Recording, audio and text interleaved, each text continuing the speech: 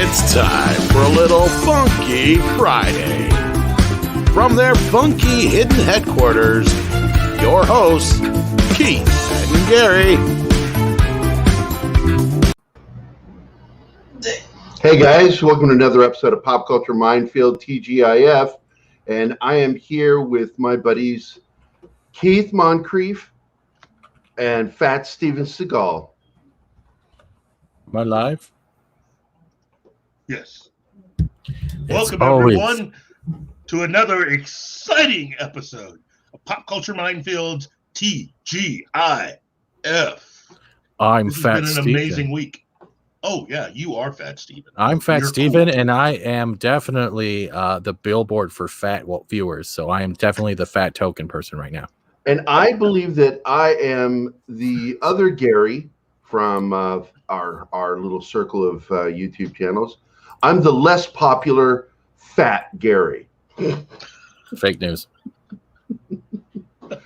So, hey guys in the chat, glad to see you're here with us. We are going to have an hour of just us talking about what's going on, and then as we go into the second hour, we're going to have Mikey Sutton from Geekosity join us, as well as our good friend Tim Vo from Lords of the Long Box. And so we're looking forward to that. I see that our buddies are here. Zax, Wolvie. Oh, 24/7 Fusion Media. What's up? Marcos is here. Que tal, mi amigo? Kieran, our other good friend, who is also from Geekosity Magazine, if you guys didn't know that. Kieran Bug, who's in the chat, is part of that. Look who just joined us. T-shirted historian. All right, well, nice having you guys. I'm out. No. I'm out of here. It's all yours, T-shirt. No. Hey, man, I go back to playing Days Gone. You know? Once you stop, you just can't. You won't be able to stop if the game is ongoing. So we're going to talk a little bit about some of the news, but we're going to save the really good stuff for when Mikey and Tim are here, because everybody knows what is going on. And I don't care. Look, Andy Signer is welcome to his opinion on things, but anybody who acts like Disney releasing on their website finally, after he's been in this position for months, finally making it known publicly, because very few people knew that Filoni was the head of the creative for Lucasfilm. Very few people. And he's acting like, and a lot of these shill people are acting like, oh, this is not news. It is news. Whether you like it or not, we don't care. And it's obvious with some things that happened, like with the Variety article, which we'll get into later, that a lot of this press that's coming out was deliberate in how it was released. And you can hear it in the tone of how it was written. Right, Keith? Mm-hmm. Yeah, but we'll get into that in a bit. Yeah. We'll get to that in a little bit. But what were some of the things we wanted to talk about first, Keith? You know what? For my money, there have been a lot of things to talk about this week. For me, there is a long time story that you and I have been kind of sort of following over time, and that's the latest and greatest adventures of Les Moonves. Oh, yeah. Which does tie into a lot of things that we've been talking about, mainly related to Star Trek.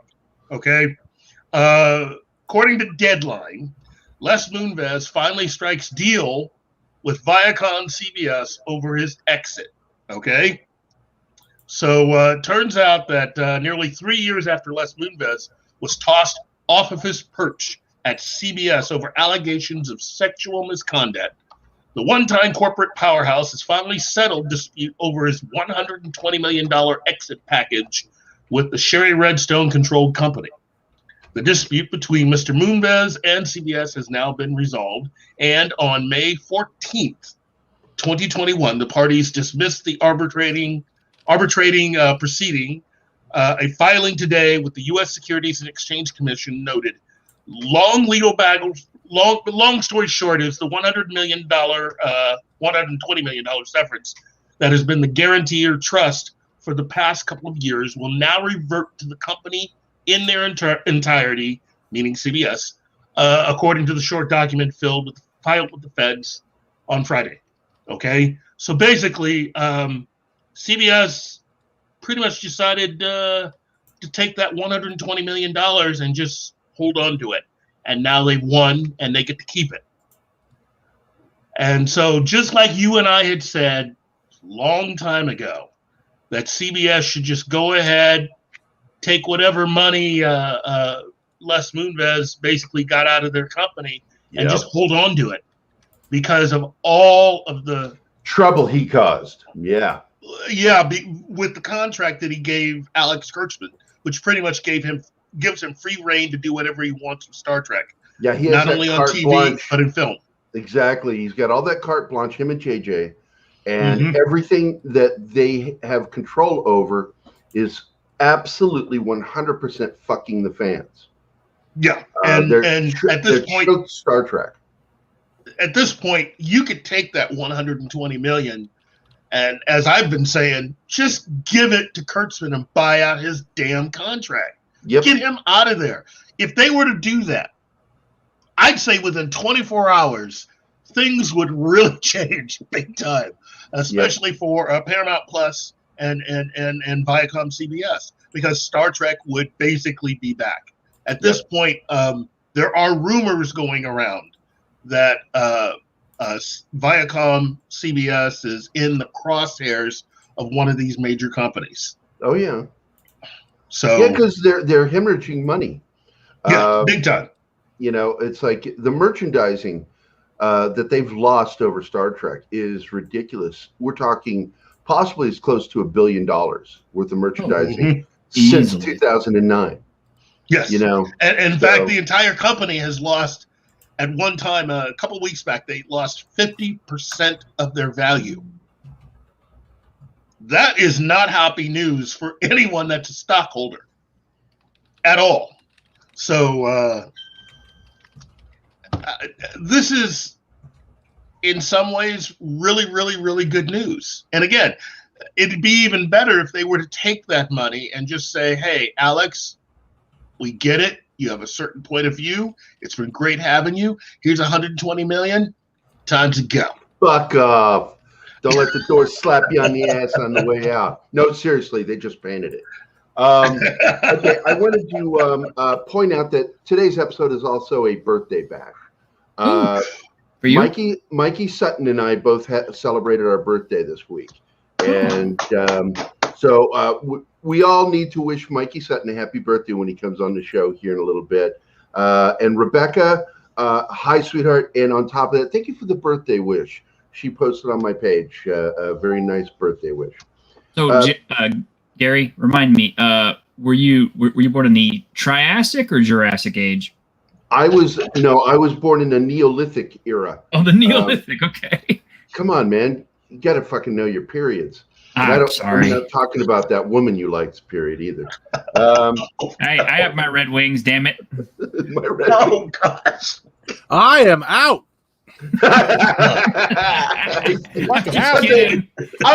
Just kidding. I'm just kidding. Hi, waiter. Check, please. Check, please. Fat Steven is so sensitive today. What's up with you? Look, I'm not going to talk personal stuff here, but he's going through some stuff, and he knows we love him, and he has all our support. Hey, I got no problem, but I'll lay it out to you. 2 days ago, I had to get an ambulance to pick up my dad. He is still in the hospital, and I wasn't sure if you wanted to talk about it. That's cool. Sure. They don't know what's wrong with him. He's been in tests. It's been brutal. So when that reality hits you, when you know how you see your parents or your brothers and sisters like those immortal figures, it's been a rough few days. And a lot of people have reached out, gave their prayers or condolences, and I appreciate that. And I want them passed on to Richard 465, aka Sterngard, who lost his dad yesterday. So all of our thoughts, I want to thank Roger H. for his Canadian $1.99 sticker. And every penny that comes in from you guys goes to supporting our StreamYard. Once I figure out how to get the money, because I don't know how to do it. I really don't. So if any of you know how to do that, set that up, I'd love to get your help because we don't know how to do it. Well, the StreamYard bots? Well, no, we want to use the money we get through our super stickers and super chat to pay for our StreamYard. We want to get the professional high level, but I don't know how to get the money out of the account. Don't know how to do it. So thank you, Sticks. Yeah, let's get to it. Thanks again, Roger. Let's get to some of these comments in the chat. Let's see. Back to Becca says, Bex says, hey, she's on a tattoo, which means that is her husband or boyfriend or one of those guys that has sex with her. Thanks. I wasn't sure, but thank you for clarifying. Thank you for having sex. With Rebecca. Wonder if his wife will go back to being Julie Chen and drop the Moonves without the 125 mil. What do you think, Gary Keith? Hey, she can do whatever she wants. I mean, I'm surprised she stuck with him this long. Yeah, I always think of that dude, Les Moonves, as the Charlie Sheen of the above the wire executive positions at CBS. You know, Charlie was below, he was above, but they're the same animal. Tiger's blood, winning. Let's see. Well, thank you, Zach. Oh, I'm a replicant. You can tell by the glow in my eye. Didn't Doomcock try to make that assertion? Yeah, it's just I don't want to get into it. A lot of people have actually tried to make that assertion. But. Look, I agree. You'll rarely catch me agreeing with Gerry Parenchio and Bud Yorkin on things dealing with Blade Runner because I don't think they understood a lot of things dealing with Blade Runner. Oh no, they're the Blade Runner partnership. They're the guys who owned it, them and their partnership with Norman Lear, and because they were all business partners. But Norman stood out, and those two partners became the Blade Runner partnership through their company Tandem, and they didn't understand Ridley at all. Now Ridley's got some problems. Ridley's not a storyteller; he's an idea guy. And if you give him a really good script, you've got a really good fucking movie. And the original script that they had, shooting script for Blade Runner, was just outstanding. But he kept making little changes. Some of those changes were his decisions, but a lot of it was because he kept getting fired. They'd fire him, and they, due to the union rules, they had to bring him back to finish the film. So we never got the final film that Ridley wanted to make. But the whole replicant thing was him. That had nothing to do with what was in the script, because it's not in the script. It's not in the script. And it's something that he did through gimmickry. And this is where I agree with Parenchio and Yorkin, is that the reflective eye thing was done on set with an additional light that was sat below, and it was deliberately lit a certain way so it would hit the back of the eyes, the retinas. And it was an effect that he wanted to do to show who is replicants. But in the movie, everybody's a fucking replicant. Yeah. And if you don't put that into the story to explain why that's important, it's nothing. It's nothing. And Deckard and Holden, because Holden's eyes reflect too in that scene at the beginning. So it's like, well, then what's your fucking point? There's no point to the story. This is what Script Doctor and I've talked about this ad nauseum, and it's fucking ridiculous. Yeah, so, I mean, it's like, why watch this fucking thing if they're all replicants? Yeah, I'm ranting about the stupidity of it. I don't want to do it. So let's get back to the chat. We got let's see, Terry says happy birthday. Our friend Six wants to know what Red Wings are. And they're shoes. They're shoes. Or a used feminine napkin. Let's see. Oh my God, Stephen, I'm so sorry. Happy birthday. Thank you, Michael. Oh, that's your brother. Keith. What? That's your brother. What? Michael. He's on their chat. Really? Yeah, he just wished me a happy birthday. Oh. Well, there you go. Yeah, there you go. What do you mean? I wish you happy birthday? No, you didn't. No, I'm kidding. Yeah. I'm teasing. Black Angus, who we spent the evening with, Keith and I. Sup, guys? It was fun, man. We enjoyed that. We should hang out again. Although I hate the fact that Keith and I dominated the entire hour while we were there. Zach's hail at Black Angus and Michael Moncrief. And Rebecca gave us a $20 super sticker. I wish you would stop giving us money, baby. But hold on. No, your business is open. Fuck you. You can pay us all you want. God bless you, Rebecca. We love you. Black Angus says thanks, X. And it is our dear friend Bomb Messiano. He is Mikey Sutton's manager. And a very good friend of mine. He's the reason why Keith and I met Mikey, because Bomb and I go back to like 2011. I think we became friends. Maybe as early as 2010. And so he's like, hey, you got to check out Mikey Sutton. And I'm like, fuck yeah, I like this guy. What's up, Off-World? Had to log off for a minute, had a small emergency. Everything's okay. I have those every once in a while, and my wife always keeps an extra pair of underwear for me. It's really hard to get that Gorilla Glue in Gary's cracks. It does. It sticks right to the hair. Socks, what is up, buddy? And Zach says, hi, Cavitito. Red Wings. Got mine on accident. Was hungry. Oh, he just took it in a whole new direction. Socks, I'll never accept Deckard as a replicant. No, because you're intelligent, Socks. And you understand storytelling. Let's see. Anything new? The point is that it doesn't matter if you're a replicant. They have personhood regardless if they're truly organic. Well, PC of you, Black Angus. It's really nice. I like that. Well, listen, I do have a little bit of news. Yeah. Evidently. Hey, Keith, read that. Yeah. Read it. That's directed at you. He's a grown man. What? There's not much I can say. What does that mean? What does anything mean anymore? Nothing has any meaning. Well, now that's where I beg to differ, because Henry Cavill to star in Lionsgate's Highlander reboot from Chad. I'm glad you started with this. Yes.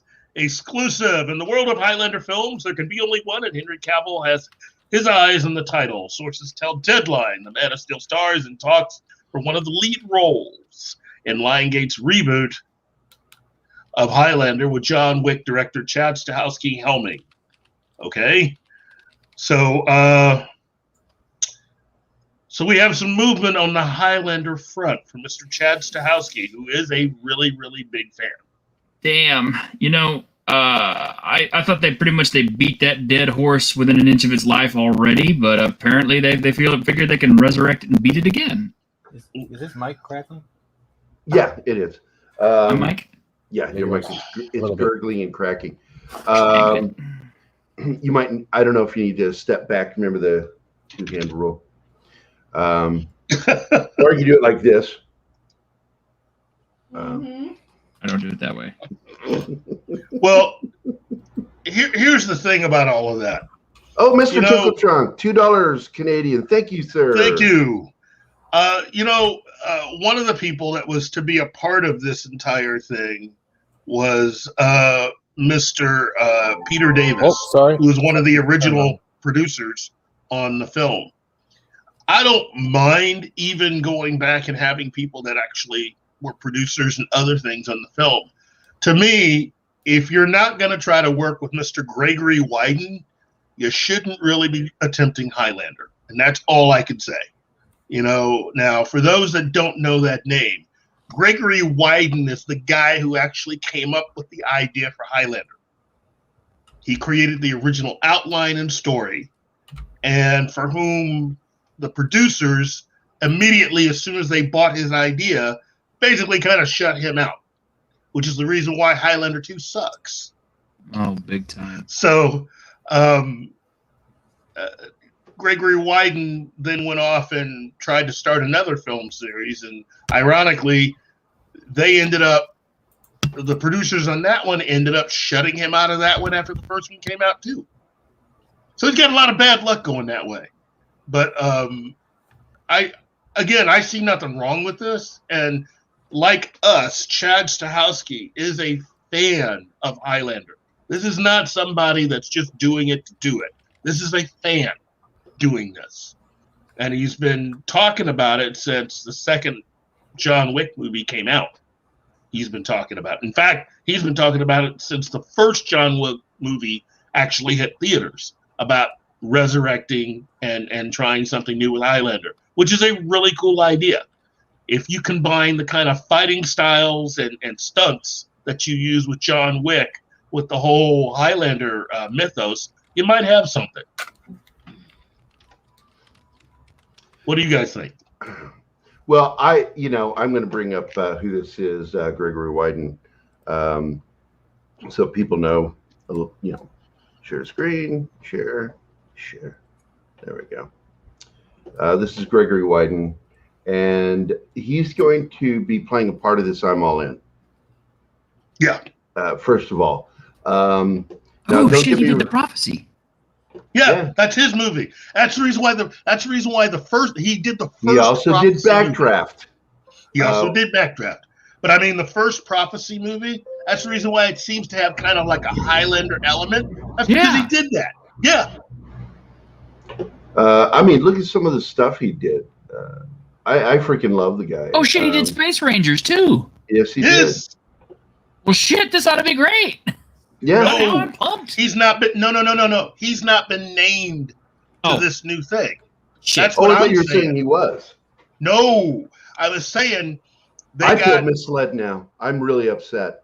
I was saying that they went out and here's what it says. Neil H. Mortz and Josh Davis are producing the project. Amanda Lewis, Patrick Washburner, and Gregory Wyden's in it. I'm sorry, I'm an idiot. I misread that. And Gregory Wyden will executive produce. Peter Davis, the original producer of the first film, was on board to produce before his unfortunate passing this past February. But the fact that Gregory Wyden is a part of it is good news. I'm sorry. So let's flip that and go, this is great. So be excited. Okay. I don't know how to feel now. Yeah. Adrian Paul. Yeah, he's a little older now. I heard he was difficult to work with. I don't know about that. All I know is Adrian Paul. I've never heard that. I heard. Well, I've heard I do that know he's that a the bit of an ego. Swordmaster who trained Mark Hamill, he's trained a lot of people to do sword fighting, said that Adrian Paul was his greatest student that he ever had. Oh, That's I heard the that only too. thing I've ever heard about him from behind the scenes. This should be so much fun. This should be with Gregory Wyden a part of this production. That elevates this entire project to must see automatically for me. It's automatic must see.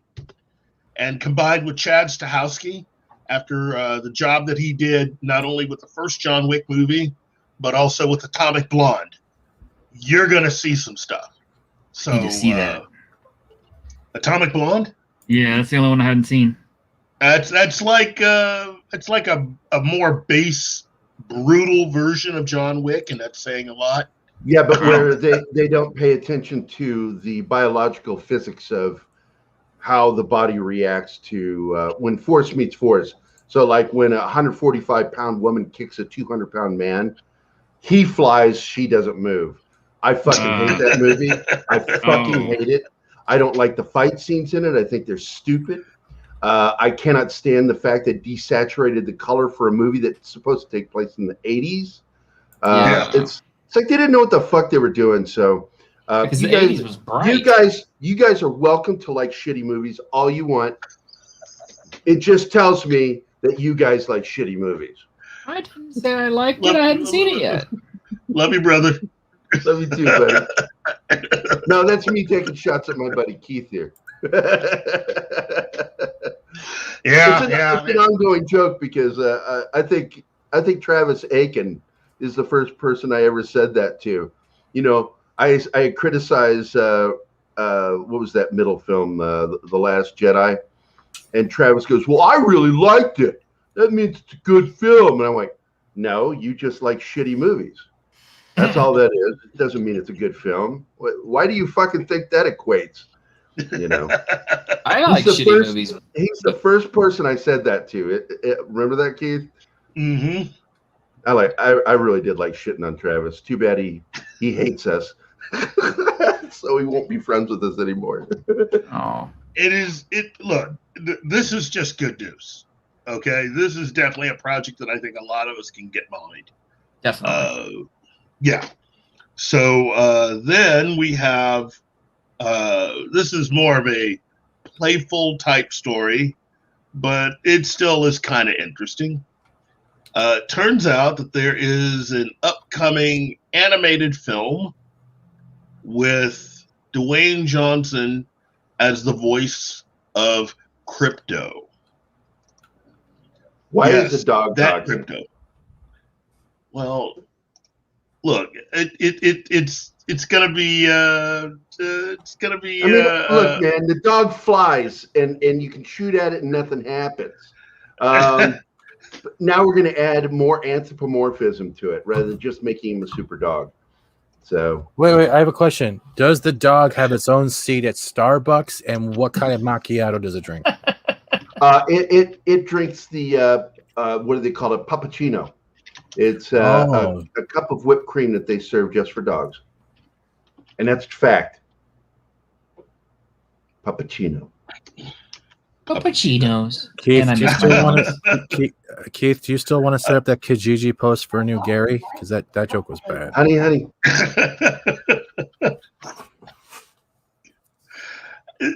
Look, let me just at least finish this thing right here. Okay. Dwayne Johnson is set to voice DC Canine Crypto, the super dog, in Warner Brothers' upcoming animated feature, DC League of Super Pets. Oh, Johnson's no. production company, $7, has also signed on to produce. The All right, superhero fuck it. action I'll watch adventure- it. I'll watch it. If he's producing it. Jesus Christ. The superhero action adventure from writer-director Jared Stern, which we hear Warner Brothers brass are really impressed by, which means that doesn't mean much, since a lot of them probably lost their jobs. Hits theaters May 20th, 2022. The pick already was scheduled on the release calendar, but Johnson's attachment is new. DC League of Super Pets opens before Memorial Day weekend next year, which currently is chock-a-block full with Paramount's Mission Impossible 7, Lionsgate's John Wick Chapter 4, and an untitled Disney live-action film. Oh my God! Not another fucking Mission Impossible movie. I'll just stick with Netflix's Berserk and hope for their best there. So, since Yes, there was, Sean. Yes, there was. And speaking of Berserk, Kentaro Miura died Yeah, I know. back on the 6th, and I didn't find out about it until earlier in the week. And man, I'm totally heartbroken. The series, I guess, won't. I don't know if they're going to finish it or not. Now, I mean, I don't know how they can.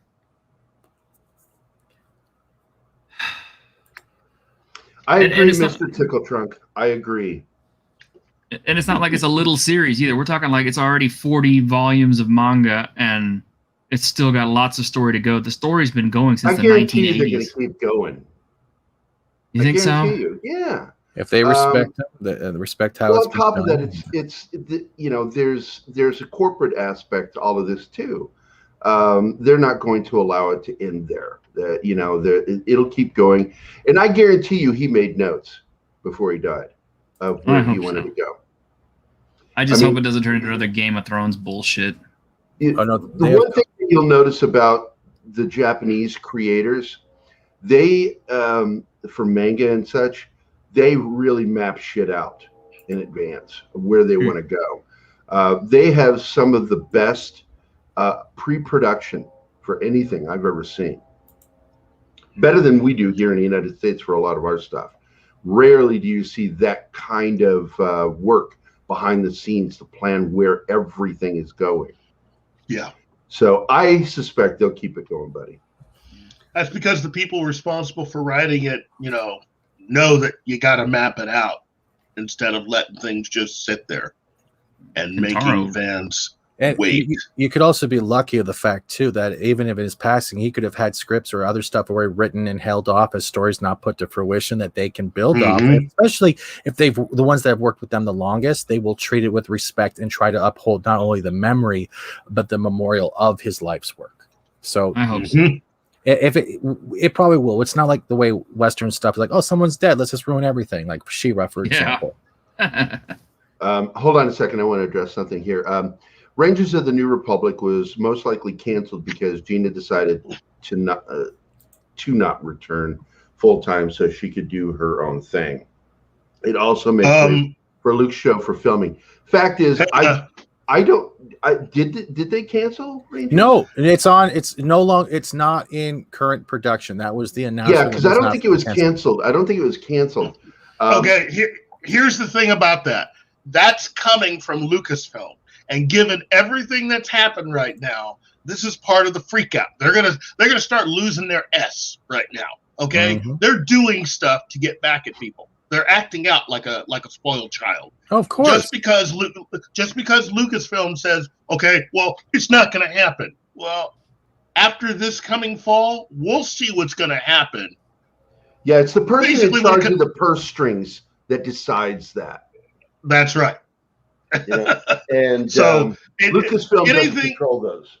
Between now and this fall, and I literally mean between now and this fall, anything coming from Lucasfilm where they're telling you this is going to happen or we're going to do this, grain of salt time, because it's probably coming from people, many of whom aren't going to have jobs. Well, they will. They'll be serving puppuccinos to your local dog, so they will have a job. Yes, they will. Yes, they will. You're right, Stephen. Don't take away all hope. Everyone needs to work at the place they sit at and talk crap about all their fans about. So it's kind of like a win-win, full circle. Yeah. So you got a lot of Star Wars fans freaking out about the Rangers of the New Republic, and you got to stop and think where that came from. If you're listening to Lucasfilm right now, you got to understand there's a lot of really scared people there right now. Yeah, and you got to watch what magazines you read. And when you read them, remember that article you just checked out probably hit the desk of whatever producer they're talking about for approval before it got published. And guys, I'm talking about Variety in particular. Oh God, guys! I just saw this just a second ago. It was just posted. If you want to share screen, that's our new Impulse. No, it's not. No, it's not. You don't think so? No, because no one cares about the CW. That's right. Because that looks weird. Like, can you go back to that? It looks like a toothpaste hole with hair. Yeah, this looks like somebody made it at home. I'm pretty look. No disrespect to the actor that had to get into that costume supposedly, but when it comes to all things television now after everything that's happened with Warner Brothers this week, you got to take a lot of stuff with a grain of salt.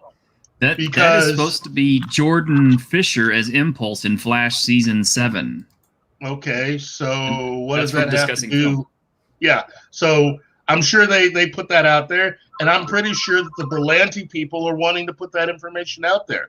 But guess what? Everything's up in the air because there's a new boss in town who's going to start going through everything and kicking butt and taking names. Okay? This is not – look, you got a lot of people saying stuff trying to protect themselves because they realize there's a very good possibility that a majority of these people could be without a job this fall. So in other words, Impulse is running to the next unemployment line. Is that what you're saying? I'm saying that as of right now, when you really think about it, Greg Berlanti is not guaranteed nothing. Why do people think that Greg Berlanti is going to be guaranteed anything? Any and all deals he had with the last group of people who are, on their way out. Greg Berlanti has to prove to the new boss that he's valuable. Oh, we're going to talk about, all his stuff does really well in the CW. That's great. But how does that rank overall for all television shows? Well, if you're not leading, if you're not in first place, you're in last place. But Keith, this also falls into the way they're doing their whole choices. What is it? They took Lois and Clark took what? Or Lois Superman, whatever it was. Lois. They took a week hiatus off to promote Supergirl. Rather than bump up, like I was watching Hilda, and I agree with that. They could have bumped up Texas to that slot and had Supergirl after, so they didn't lose any of the audience. What happened when Supergirl came back? They lost half of the audience as well as half of the audience for Lois. So you screwed two shows on an impulse idea, and now we're showing. I think this is a visual representation of the impulse they did when they were trying to go on hiatus, and they effed up everything. And this is the laugh. That laugh is everyone around look at CW going, "You need to stop." And given the problems right now for Viacom CBS, which is the other half of the CW, they have so many problems right now. Warner Brothers is just doing basically whatever they want with the CW. And since they're going to be under new management, there's going to be a house cleaning.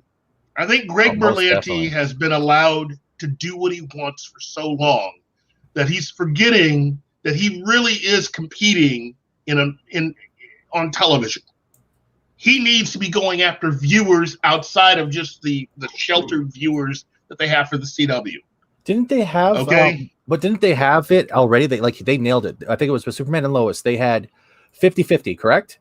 They were 50-50 for women and men. They had it straight down the thing. They had fans on both sides of the perfect medium, and then they did the Supergirl thing. It's like we're doing too good.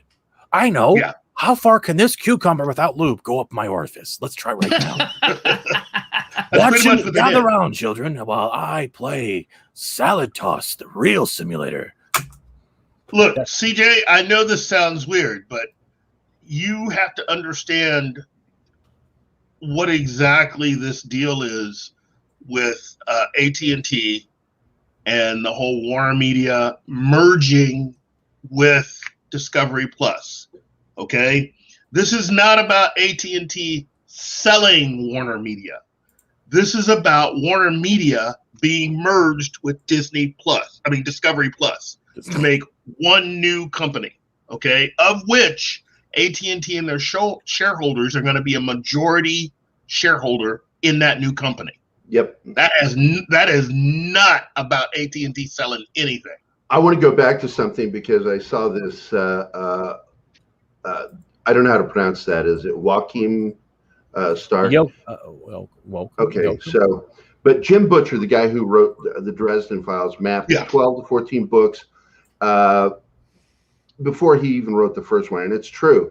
Another one that does that is the English writer from Harry Potter, whatever her fucking name is. J.K. Rowling. Yeah, and I don't think she's a good writer at all. I think she writes like a child sometimes, but she's really good at mapping her world. She's very good at world building, and she's really good at overall storytelling. But when it comes down to her actual writing, the movies are better than her books for that reason, because I think she's a crap writer. Well, and again, it's you get certain people that aren't very good at doing stuff like that. Let me throw a name out there. Who am I thinking of? Oh yeah, George R.R. Martin. Oh, you mean the Impozoima on four wheels? Yeah. Look, the floppy penis guy. I know there's a lot of you out there that want to keep to the whole, Game of Thrones, the series was the fault of the two guys who kind of imploded.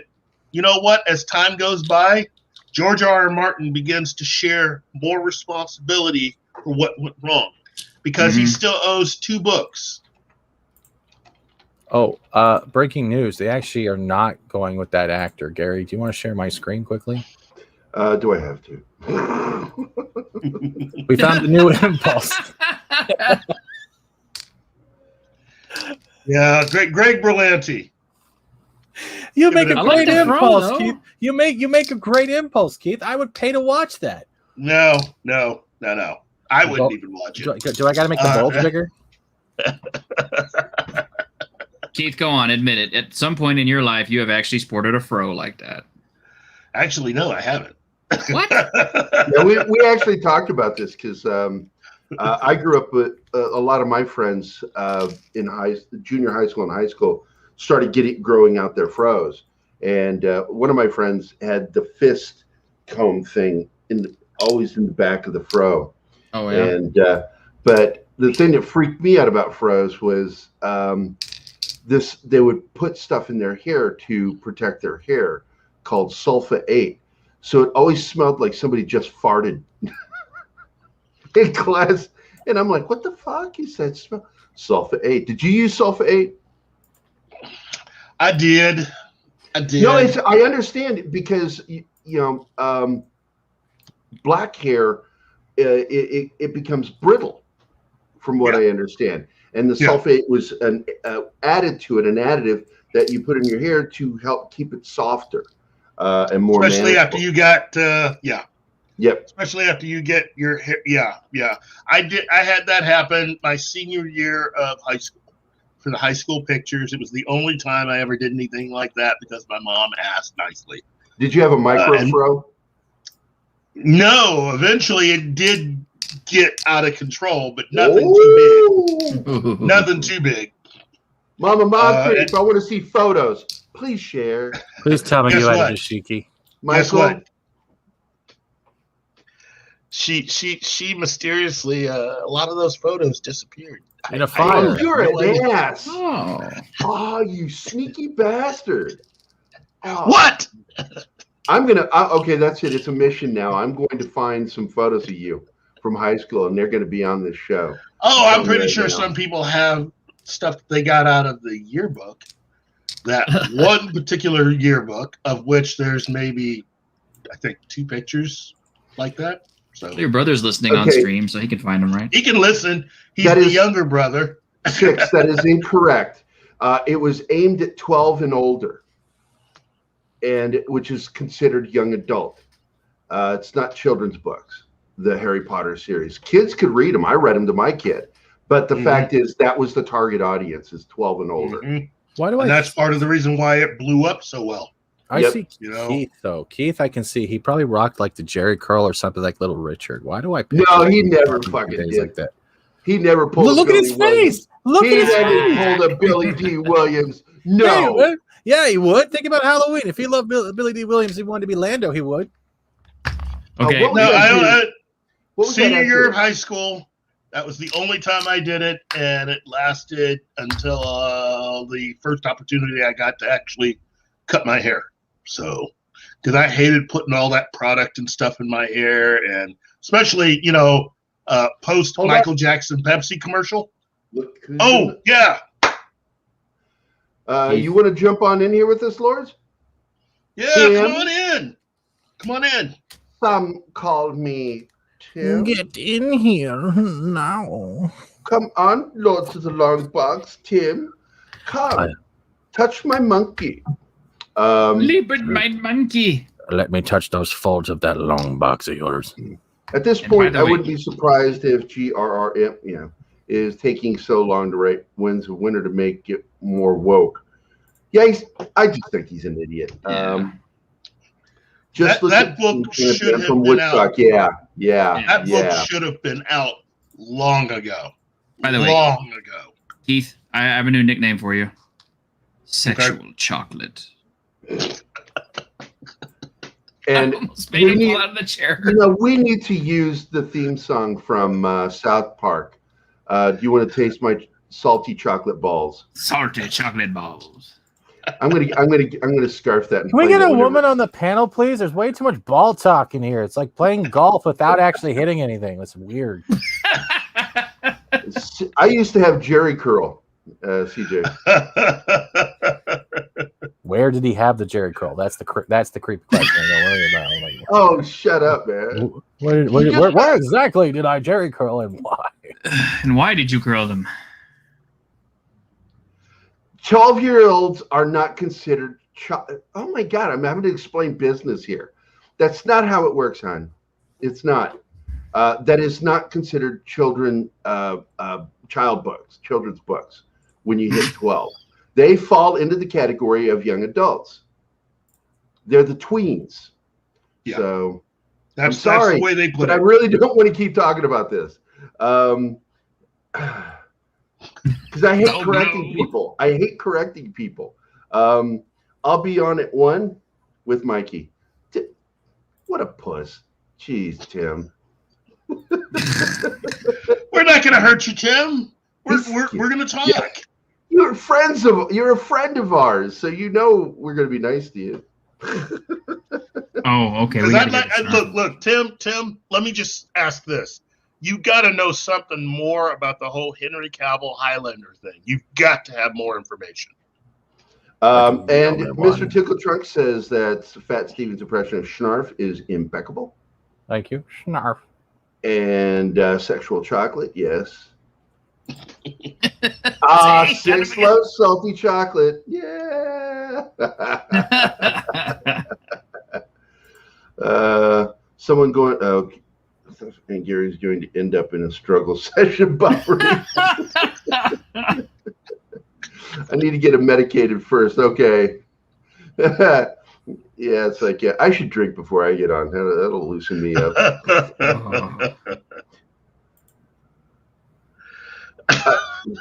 It is impossible to ignore you, 6. And I'm going to keep highlighting you, no matter what the fuck you say. She's like, stop highlighting my comments. Fuck you. I'm going to highlight them because we love you. Oh, see, everybody wants to hear it now. You're what? Snarf. Snarf. Do Snarf. Go Snarf yourself. Lionel. Snarf, Mama touched me inappropriately. I fucking love that show. I'd sit and watch it with my kid, Ben. Keeps telling me to bend over and snarf and roar. Although they were all naked on that first episode, you realize? Yeah. We know. Really? Yes. Oh, she doesn't trust me and you. She trusts Google. No, Google's fucking honest as hell. Okay, perfection. Yep. All right, everybody's happy with your fucking Snarf. There we go. Snarf. Yeah, watching it with my son the first time, I sat there with him and watched the premiere, and I'm like, what the fuck? Take your foot off that blasted semifline. Then I saw Chitara, and I'm like, okay, I like that. Yeah, that's cool. I like that. And then Panthro starts talking. I'm like, fuck yeah, I'm all in. Yeah, fuck. Panthro was awesome. You mean Idris Elba? Yes. I fucking love that dude. Instead of doing Cats, he should have done, and they should have used that technology for a live action version. Yeah. I mean, it almost writes itself.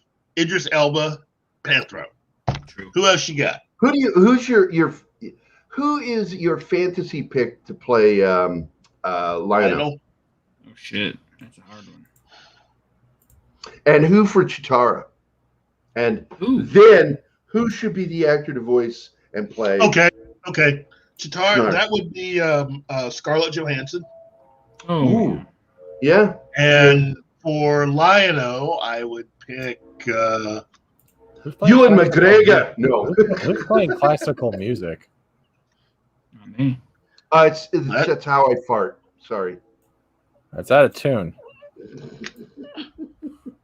Tunes his farts. I'm sorry. It's out of toot. My bad. I said it wrong. Okay, for Lionel, I would pick Kit Harington from Game of Thrones. Oh, that's a good pick. Yeah. Lionel?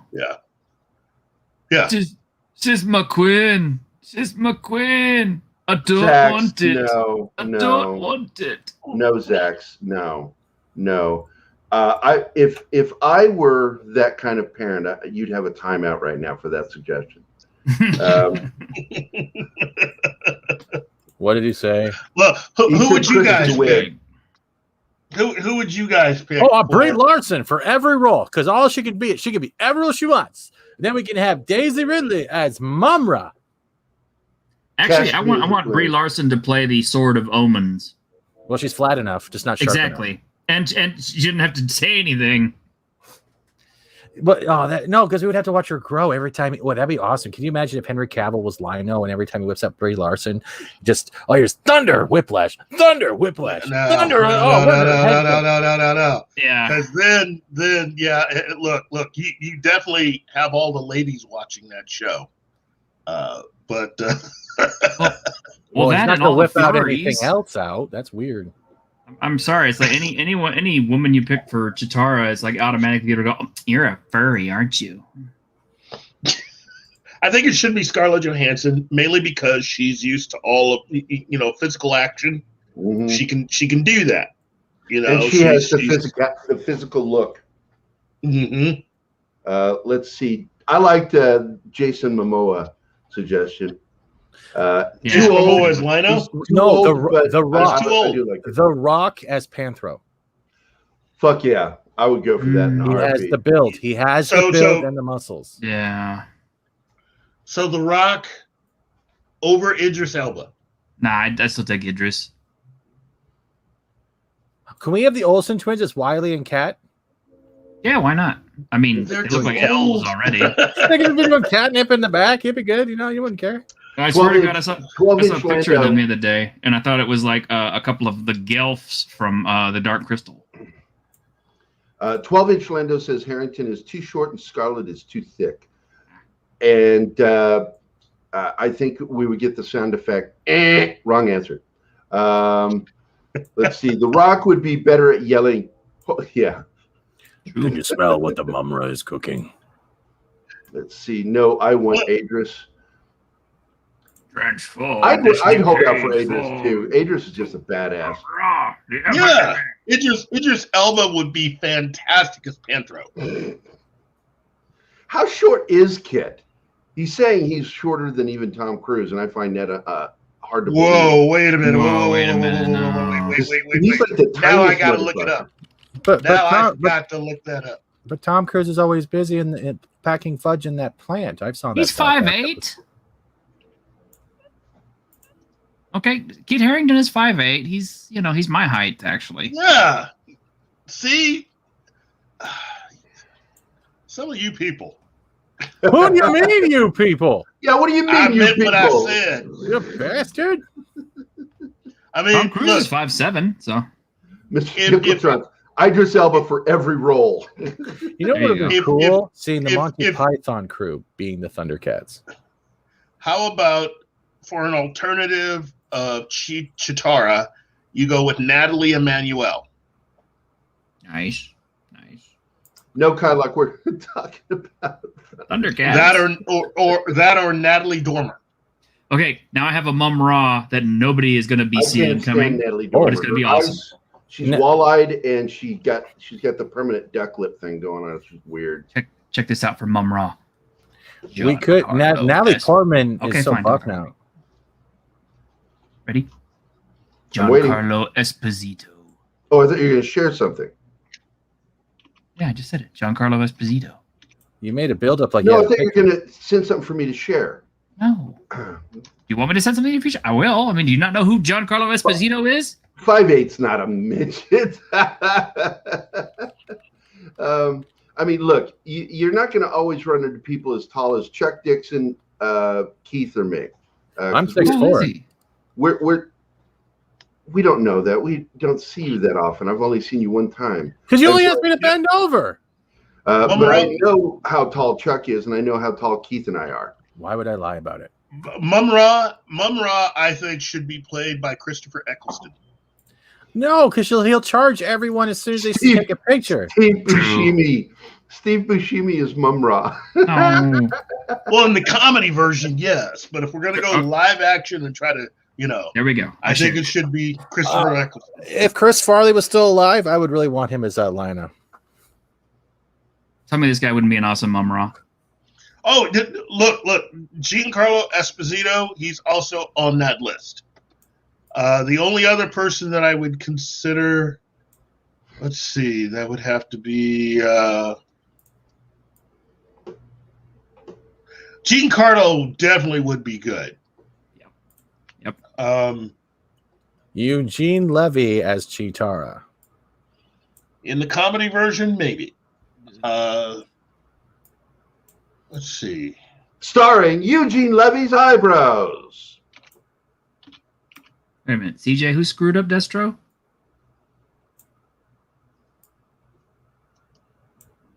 Who screwed up Destro? Giancarlo? You know what? Mark Strong. Mark Strong would be a really good Mumra. Yeah, I like Mark Strong. Oh, Christopher. Okay. Okay. Yeah, he did fuck up Destro. Gwyneth Paltrow is Snarf. God. Not this year.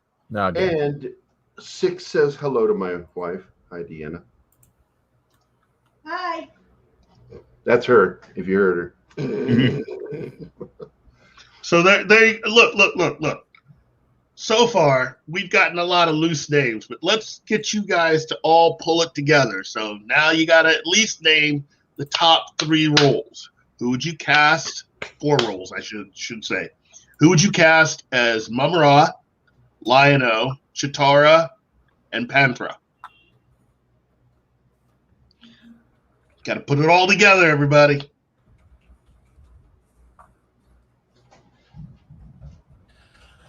That's a hard one. Are we? That's what she said.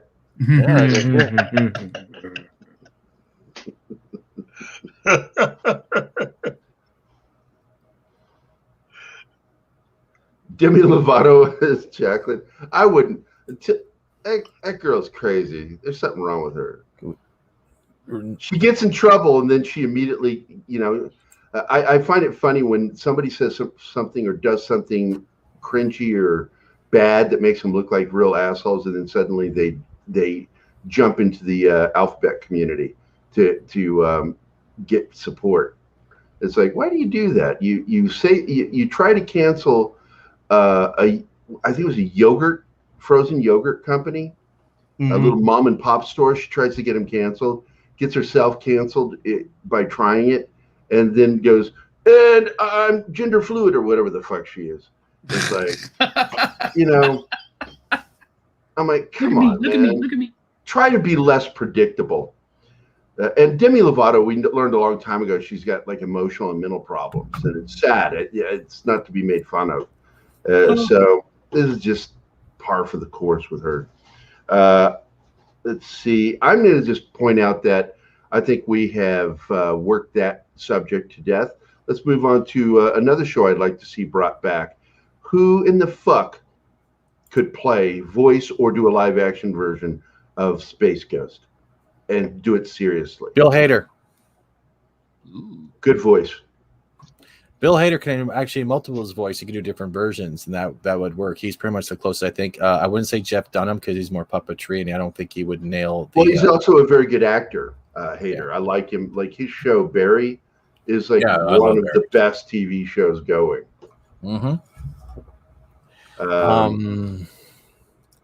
I honestly think Hader could pull it off. As long as he didn't have any influence from this day and age Adult Swim, it could be very viable. Or at least any of the voice actors from Archer. Dwayne Johnson. Sorry, he's too busy being Lion-O. He's too busy being everybody. Yeah, but Dwayne Johnson. He's like Idris Elba. He could play everything. Yeah, but he would make a really good Space Ghost. I love Space Ghost. He's one of my favorite characters from my childhood. And I can't remember the girl's name. The boy's name was Jace, and I forget the monkey's name. But who do you think could play Jace? Because the voice was played by Tim Matheson, who had just previously played Johnny Quest. So he's playing a 12-year-old, and then he jumps to playing a young teenager. And because 12-year-olds and teenagers are kind of in the same group, 6. That's a reference to my whole thing about Harry Potter. Anyway, who do you think could play Jace?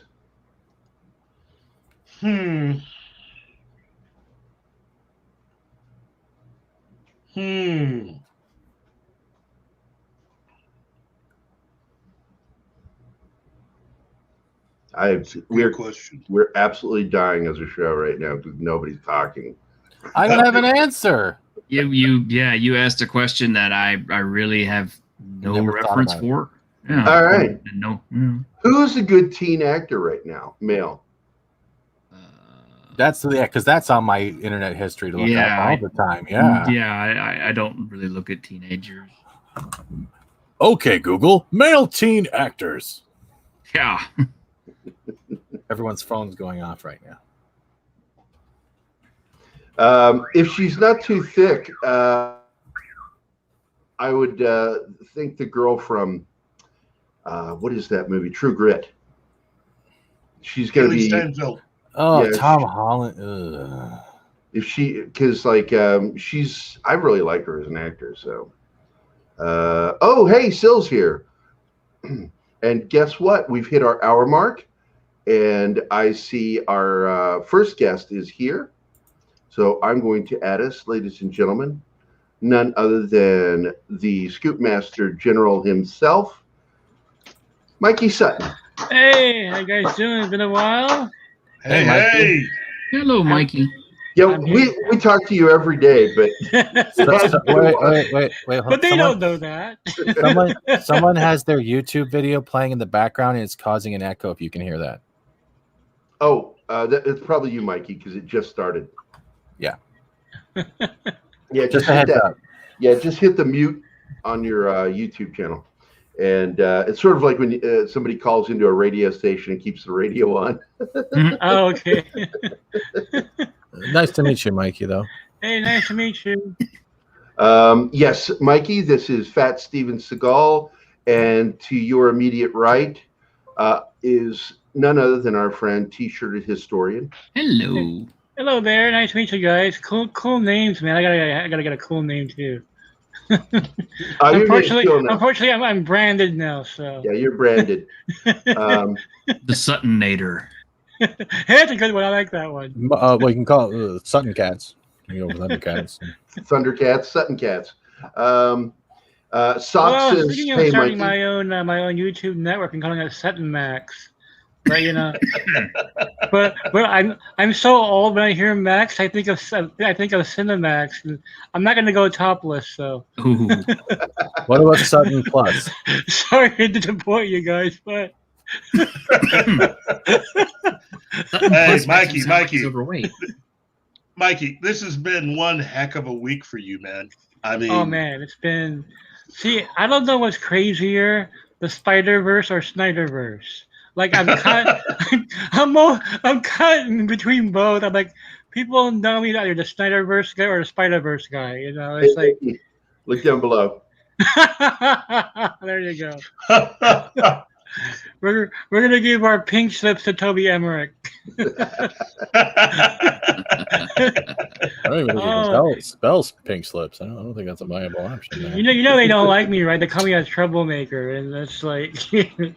If you guys were actually doing your jobs, there wouldn't be any trouble, right? Right. Yep. Look, I think there's going to be a lot more people losing their jobs before it's all said and done. And I don't know if you caught us earlier, but I still think that someone like Greg Berlanti should be cleaning up his act right about now. Don't call me. I know. Don't call me. That's hilarious. I know. Sorry, no TNA today. Here, I'm gonna show the thumbnail I made for today's episode here. Guys, it's gonna be like the St. Valentine's Day massacre. Okay, I mean it's you guys know every merger is bad. It's always bad. Yeah. So here's the graphic I did for today's thumbnail. You know what's funny about this is that it looks like Lucasfilm and Warner Media are both cleaning up. You know? Mm-hmm. Except there's still some people still there that should be gone. Yep. The thumbnail. Are you Toby? The thumbnail picture, the thumbnail picture with Mikey is funny because he's like looking straight forward and he knows there's a Filoni cowboy hat behind him. He's like, I'm not turning around. I'm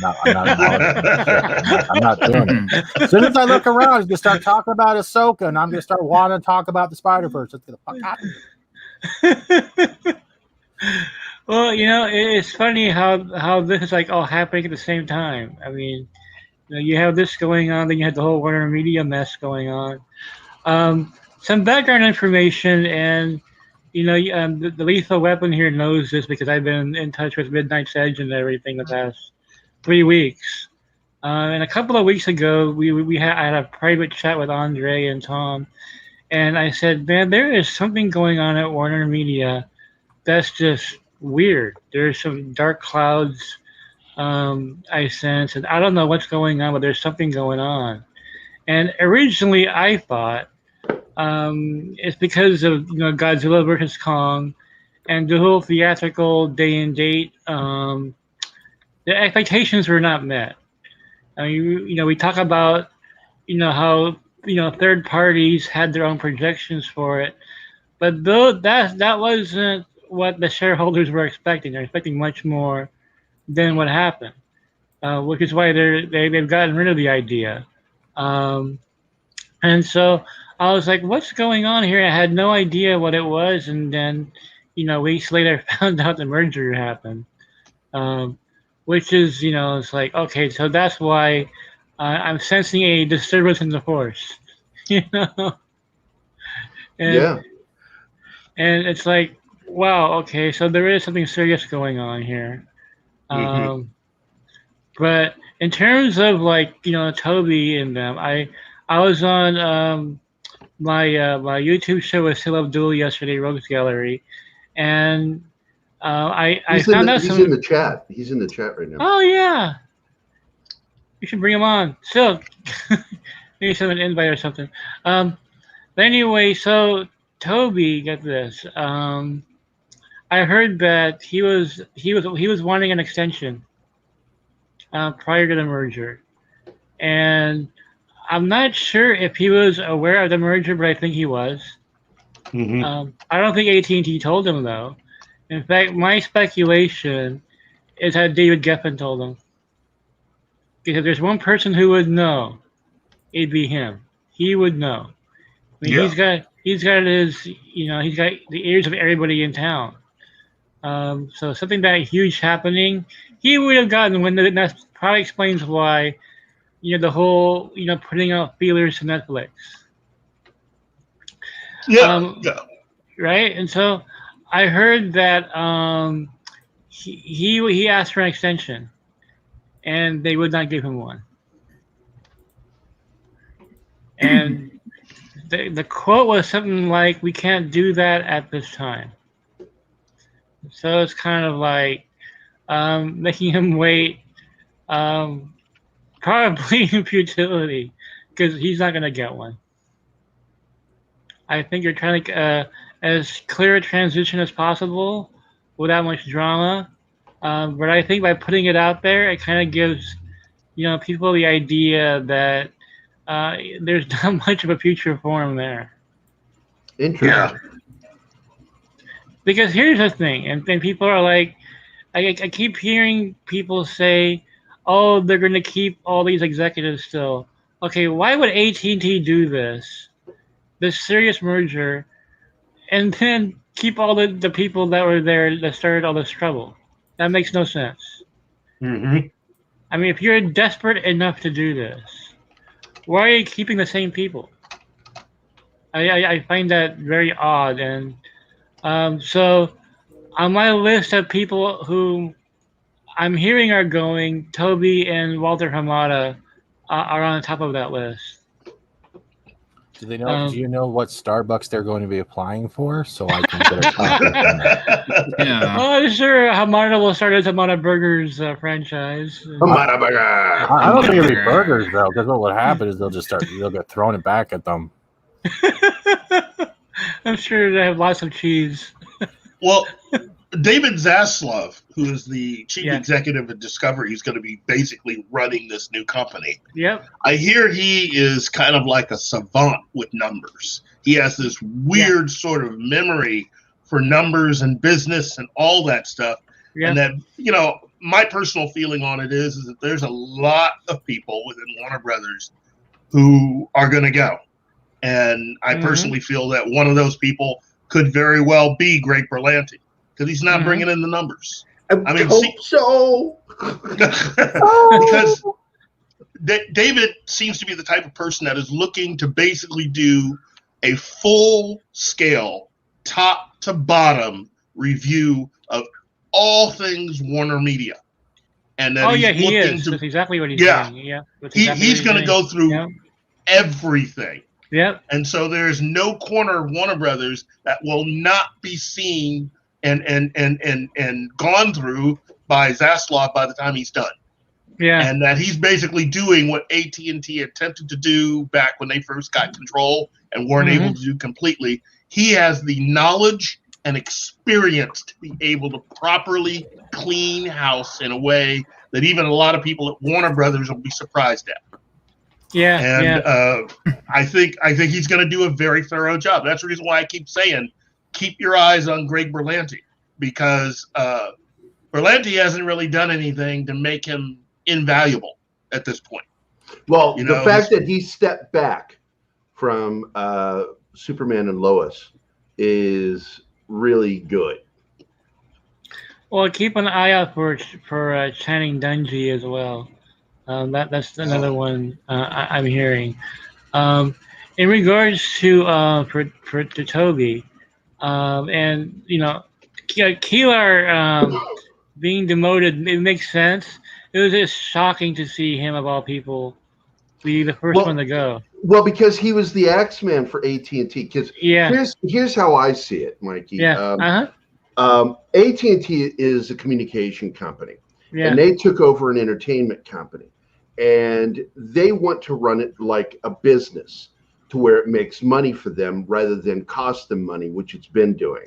Yeah. And the problem is, I think, or the good thing is, they realized that problem. And that's why Discovery was brought in, was because they are an entertainment company.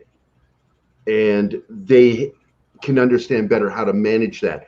Plus, they're a money-making company. And AT&T likes that. So that's really why I believe this deal took place. They needed somebody that understood their needs as an investor. Zaslav got $190 million in stock options for pulling off this deal. Oh my God!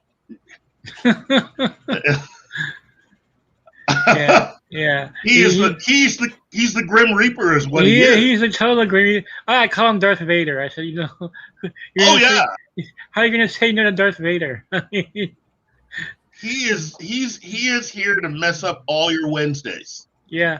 And it's funny because if all these people are saying that, this doesn't change anything. Are you kidding me? It changes everything.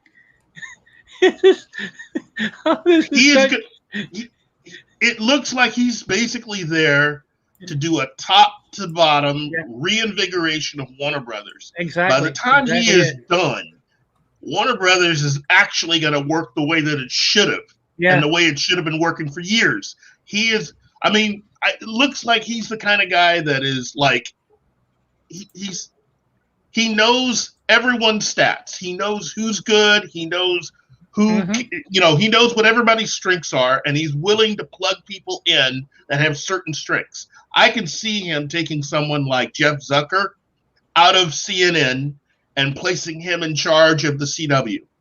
He's overqualified for the CW because he used to run NBC. But anyone that could run NBC should be able to put CW in shape and make them the kind of network that can be competitive and almost kind of dangerous. Yeah, exactly. Now, check out what Kylock has to say here. Are you all saying Greg Berlanti is going to fix DC and Warner Brothers or something? No, we are not saying that. No, we're not saying even that close at all. to it. You are missing the point. When it comes to DC, he's garbage. And I don't like Sweet Tooth because of the whole social political thing that it pulls with the whole, we're different, that's why they don't like us. I'm sick of that. It's been overused, and we need to move on to a different plot point. Hey, Tim Vo is here. So let's all have him join, and we'll just be quiet, not talk. Hey, It's the Oh, Mikey, you ruined it. I wanted to come on and like all of us just be quiet, just stare at Tim. I have a serious question. Gerry promised one of our guests were going to be topless. What is this? There's none of them. Oh, Mikey's topless. It's just he's not on camera. What's up? What is up, Tim? Just chilling. Medicated, feeling good. It's Friday. Let's do this. It's Friday. I ain't got a job. I'm gonna get you so high. You should blow me up, Gerry. I'd be like, "Hi, long box. Hi." Tim, do you know Fat Steven Seagal? What's that? Do you know Fat Steven Seagal up there? No, I do not. He's the producer over on Lorena's lunch table on Fridays, and cool. He's one of our best friends, and he's part of our group. We do shows together, and nice meeting you. He's animated, if you can't tell. I love your walls, and yeah, that looks pretty cool. Do you guys recognize the T-shirt? G.I. Joe. No, look at it. Oh, I can't see it very well. There we go. Kylock's pork chop sandwiches. You're a Funko collector too. Oh. For all those who don't know, Fencer Films did the G.I. Joe, the G.I. Joe PSAs, and they did all the crazy shit. Remember those? Oh yeah, yeah. So, cool. But anyway, welcome to the show again, Tim. It's been been a year since you've been on here. Has it? I think it was a year. Yeah, it was a year ago. The last time you were on. We got to change that. Have you on more often because you're one of our favorites. So and thank you for proving the point that most guests need to be medicated before coming on. Pretty much proven that we can't be handled without heavy medicated influence. Yeah. Oh, and in the top middle there, Tim is our buddy T-shirted historian. He's a regular on our show too. And hey, how are you? Hey, what's up, brother? Yep, we've got a good group of people here. Kate didn't want to be on here with us for some reason, but we love you, Rowan. We love you. And of course, she had to say something about your shirt. There you go. So let's get back to it, Mikey. So yeah, we're talking about the massacre at Warner Media TV. Yeah, it's Camp Crystal Lake. It's going into the third act. Wait. Wasn't that Wonder Woman 84? Didn't that sum up all in general? The fact that we could tell when they were using the kid dummies that came off one of those lawn displays when she was rolling on the highway, or the fact that she robbed Goldar from Power Rangers of his armor. I swear to God, it just reminds me, and I scooped this on PCM, I believe, about the Trinity movie. And what I'm hearing now, that is the plan going forward with Wonder Woman 3. It'll be called Wonder Woman Trinity, which is a perfect title for it. Because right now, they are a bit worried about the franchise. They should be. A bit. Wonder Woman 84 was badly received. Mm-hmm. I mean, Kivo and I talked about the soundtrack. And you guys, and what did I say, Keith? When I watched that movie and I came back, the first thing I said was it had the stink of Jeff Johns all over it. It did. The guy's good at comics, but for some reason can't fucking do TV or movies worth of shit. There, I don't think he's that good at comics either. I just summed up Wonder Woman 1984 with this arm. Yes, but surprisingly, Goldar doesn't want to wash the smell out of that suit. But look at it. It even has I even put the chest plate on for Dracon, and it fits. It does. That's scary. I look prettier.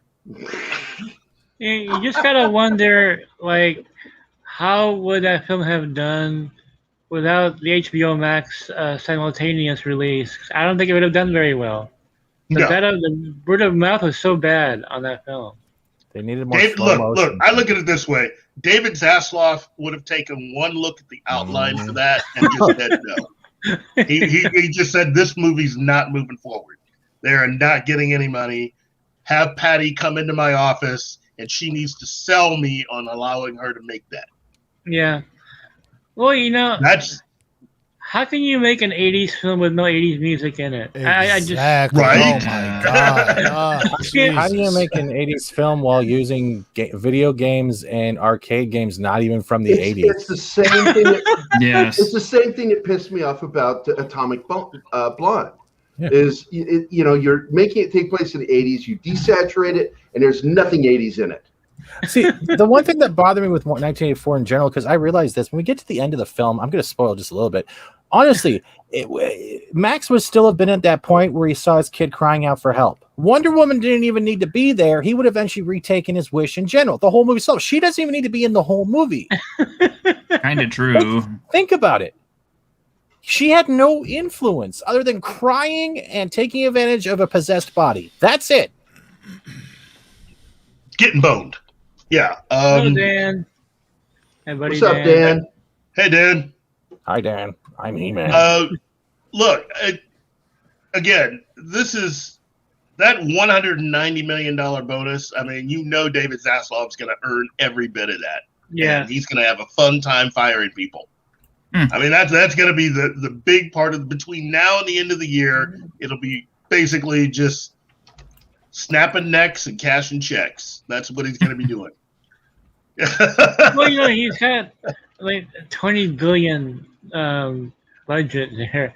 What are they going to do at $20 billion on content? I mean,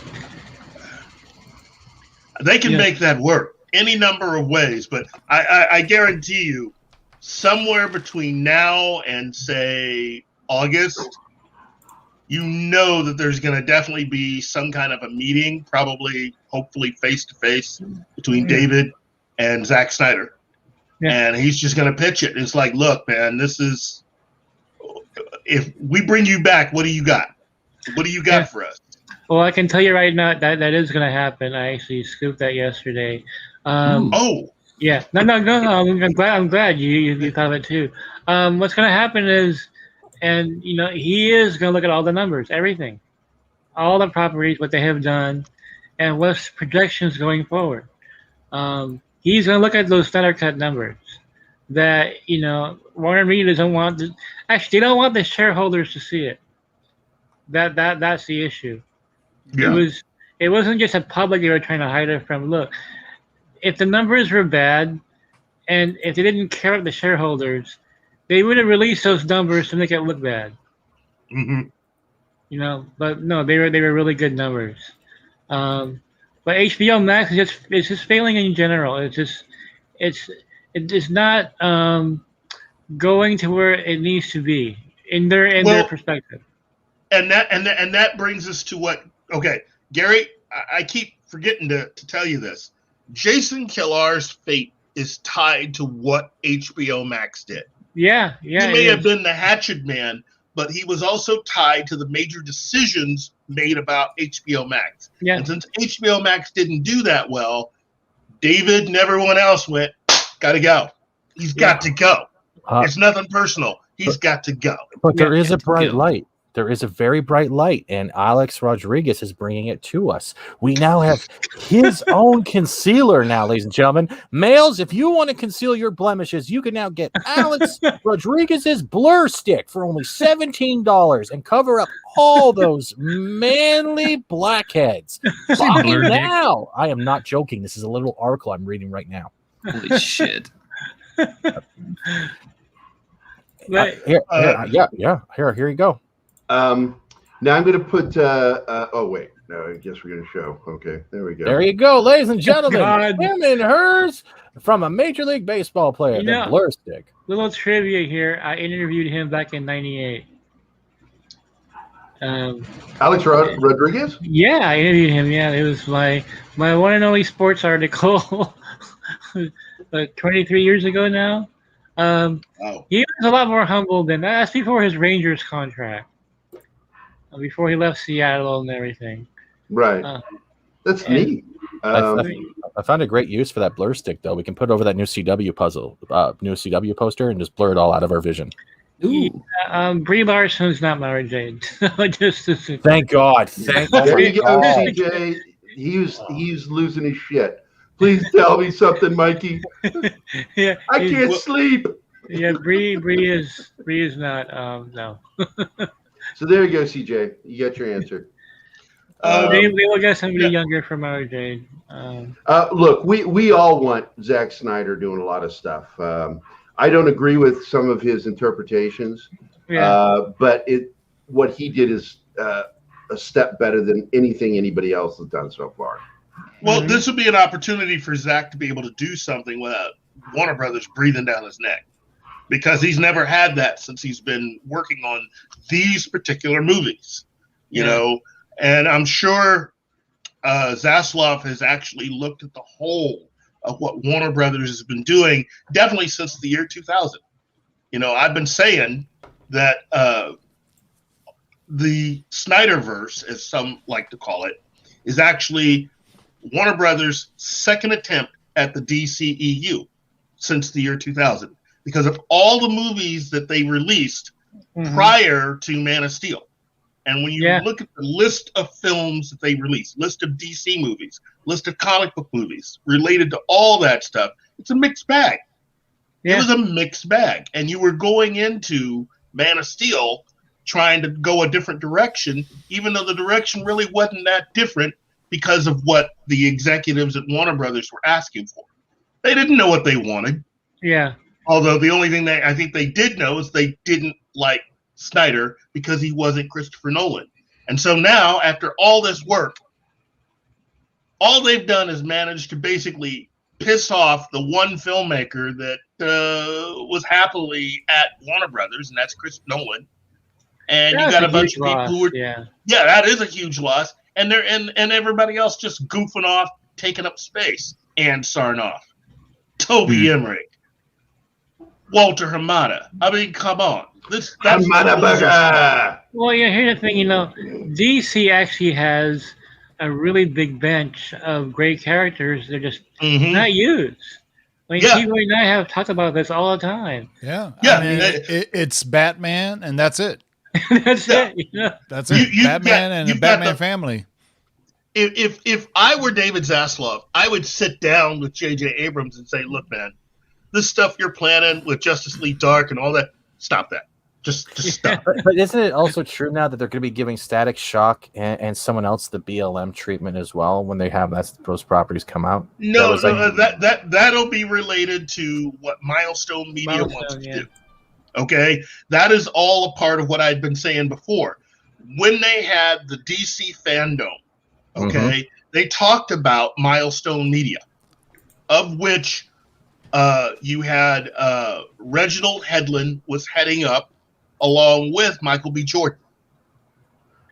And people lost their minds because they just thought, well, Michael B. Jordan, he'll be static. No, Michael B. Jordan doesn't want to be static. He wants to be Icon. That's the character that he wants. Yeah, but as far as David Zaslav is concerned, what you want is there is, to a certain extent, one thing that you could at least say that Walter Hamada was right about, in so much as that people really did like the 2009 Star Trek. Didn't make a hell of a lot of sense, but they liked it. Yeah. What I would do if I were David Zaslav is that I would have J.J. Abrams use that same sensibility in bringing the Legion of Superheroes to life. Do the Star Trek 2009 sort of sensibility with the Legion of Superheroes, and you'd be fantastic. That would work. Okay, now that would work. I would love to see that. Man, I was a big Legion fan in the early 80s when Paul Levis was writing it. And then Keith Giffen was what an incredible team that was. Even Pat Broderick had a good run on there. Oh. You know, if it's true that Steven Spielberg would like to take a crack at Black Hawk, let him make a Black Hawk movie. What is it with you in talking about Black Hawk? Okay, I don't get it. Why do you do this? Now you got me on Black Hawk now. Okay, so Black Hawk down. That's what she said. Take you back in time. Starlog magazine, 1982. Steven Spielberg optioned Black Hawk in 82. I remember that. It it was after the DC Black Hawk comic book came out with I can't remember the writer's name. Howard Chaykin. No, before Howard Chaykin. Mark Evanier. He brought back Black Hawk in the early '80s. Spielberg option. Stan Spiegel was drawing it. See, you're getting the whole Bronze Age thing now. Well, I'll get that in a minute. But I've been waiting for this since '82. Okay, I'm trying to say, and I want to see Lady Black Hawk already. Okay. It's something we've all been waiting for. Who's the blonde on Chuck? That's Lady Black Hawk to me. She. Oh, I know. She was on Dexter. Yeah, she was on Dexter too. She looks like Lady Black Hawk. I mean, yeah. I would cast her. Look, DC has the capability of starting their own mini universe just based on all of their World War II characters. Yeah. Mm-hmm. Sergeant Rock, Creature Commandos. Well, we were waiting. Remember when we had that word come down that Tank. Arnold Schwarzenegger was going to be Sergeant Rock? Yeah. We all lost our fucking minds. Oh, man. I read that in comic scene, man. I was going nuts. And what happened to remember that Crusades film? He was going to do the Crusades. Yeah. Never happened. Oh, man. What happened to that? Yes. This is all stuff that they could do without even. I mean, again, it's great to have the Justice League. It's great to do Wonder Woman and Superman and Batman. Yeah. But dive into some of this other stuff. Look, just with what they had with the Fourth World. You know what? HBO Max was hoping to have be built on a structure related to Game of Thrones. Forget that. Go one step beyond that. Instead of waiting for a movie version, take Jack's Fourth World and make that a television, sort of like a replace Game of Thrones, because that's basically what the Fourth World is. It's Game of Thrones. And just do that as a series with us. You know, if you want to go big, you can occasionally have a spin-off movie in theaters that does something really big. But for the most part, that's your new Game of Thrones, set and combining both superheroes and space and gods and all that other stuff in one thing. Yeah, just missed opportunity right there. Missed opportunity. You know, thinking of the Fourth World, when I found out that the New Gods film wasn't going through and the Trench wasn't going through, and I'm like, those are Hamada's pet projects right there. And I was like, wow, that okay, somebody's future is looking kind of bleak right now. You know? Exactly. Hey, I don't want to interrupt. I was hoping Keith would see my message. Thank you, Gerry, for the super sticker. $1.49 US, the best. We have a Canadian in our group, so I like to do that. And so I don't listen when you try to be funny. Let me know when the punchline gets here. Make sure it gets vaccinated before you get the punchline. It'll be delivered to your doorstep. But Tim, you should have been on the other day because we had Chuck Dixon on, and nice. We're going to have him on again on the 11th of June. You want to jump in on that one? Hell yeah. Wait. All right, I'll send you an invite so you can jump in with him. We're going to have him and Graham. Yeah, one thing about the DC films that I want to see is the supernatural stuff we need to see. Mm-hmm. You know what I mean? Like, Dr. Fate, which, just got casted, Spectre, all those things, Justice League Dark. They keep on, they just go with the Holy Trinity, right? Batman, Wonder Woman, Superman, and over and over and over and again. And it's in the comics too. In the top 10 selling comics, it's always Batman. Superman and Wonder Woman, they don't sell at all. You know what I mean? It doesn't translate for some reason. People don't buy those comics. Obviously whenever they reboot, there's a first issue, something along those lines. But like everybody's been saying, man, they've been around since the 30s and 40s. There are tons of characters. I mean, Ghost Tank and all these really cool like unknown. What is that? Unknown Soldier. Unknown Soldier. Unknown Soldier. Oh my God. There's some great stuff they can do, but they, and it's just, hey, let's do Batman. Let's do Black Superman. Let's do what was that? The Wonder Woman, Puerto Rican Wonder Woman, and all this other stuff. It's like, okay, come on, spread it out. I mean, I hate to be the Marvel guy that says, hey, you know what? You guys ever heard of Guardians of the Galaxy? Let's throw this out there and see what happens. Does anybody want an Ant-Man movie? Fuck it, let's throw it out there. Tim, you would have liked Chuck's comment the other day is, we were talking about what happened in comics because a lot of the great comics that you just brought up sort of disappeared. Yeah. He described it that comic fans began running comic companies. And with that, you saw the push of certain superheroes and the great storytelling just sort of disappeared. Like all your great war comics, Sergeant Rock went away. You just didn't see that stuff anymore. Yeah, and I'd love to see a renaissance of that stuff. Yeah, even in the modern comics right now, I mean, there's none of those. We don't mention those. None. I mean, it's the Batman who laughs, the Joker who laughs, anybody who laughs, right? It's got to let's get darker, and more darker, and then let's kill everybody. And it's like, God, after a while, it's like, oh, that's cool, but then after a while, you're like, man, it's just so like depressing. I mean, that Injustice thing, that sounds cool, right? I would dig that. Awesome. I would dig that. But there's so many things that they can reach back and. Is there a dead horse around? No. Is there a dead horse around? Because we're about to beat it again.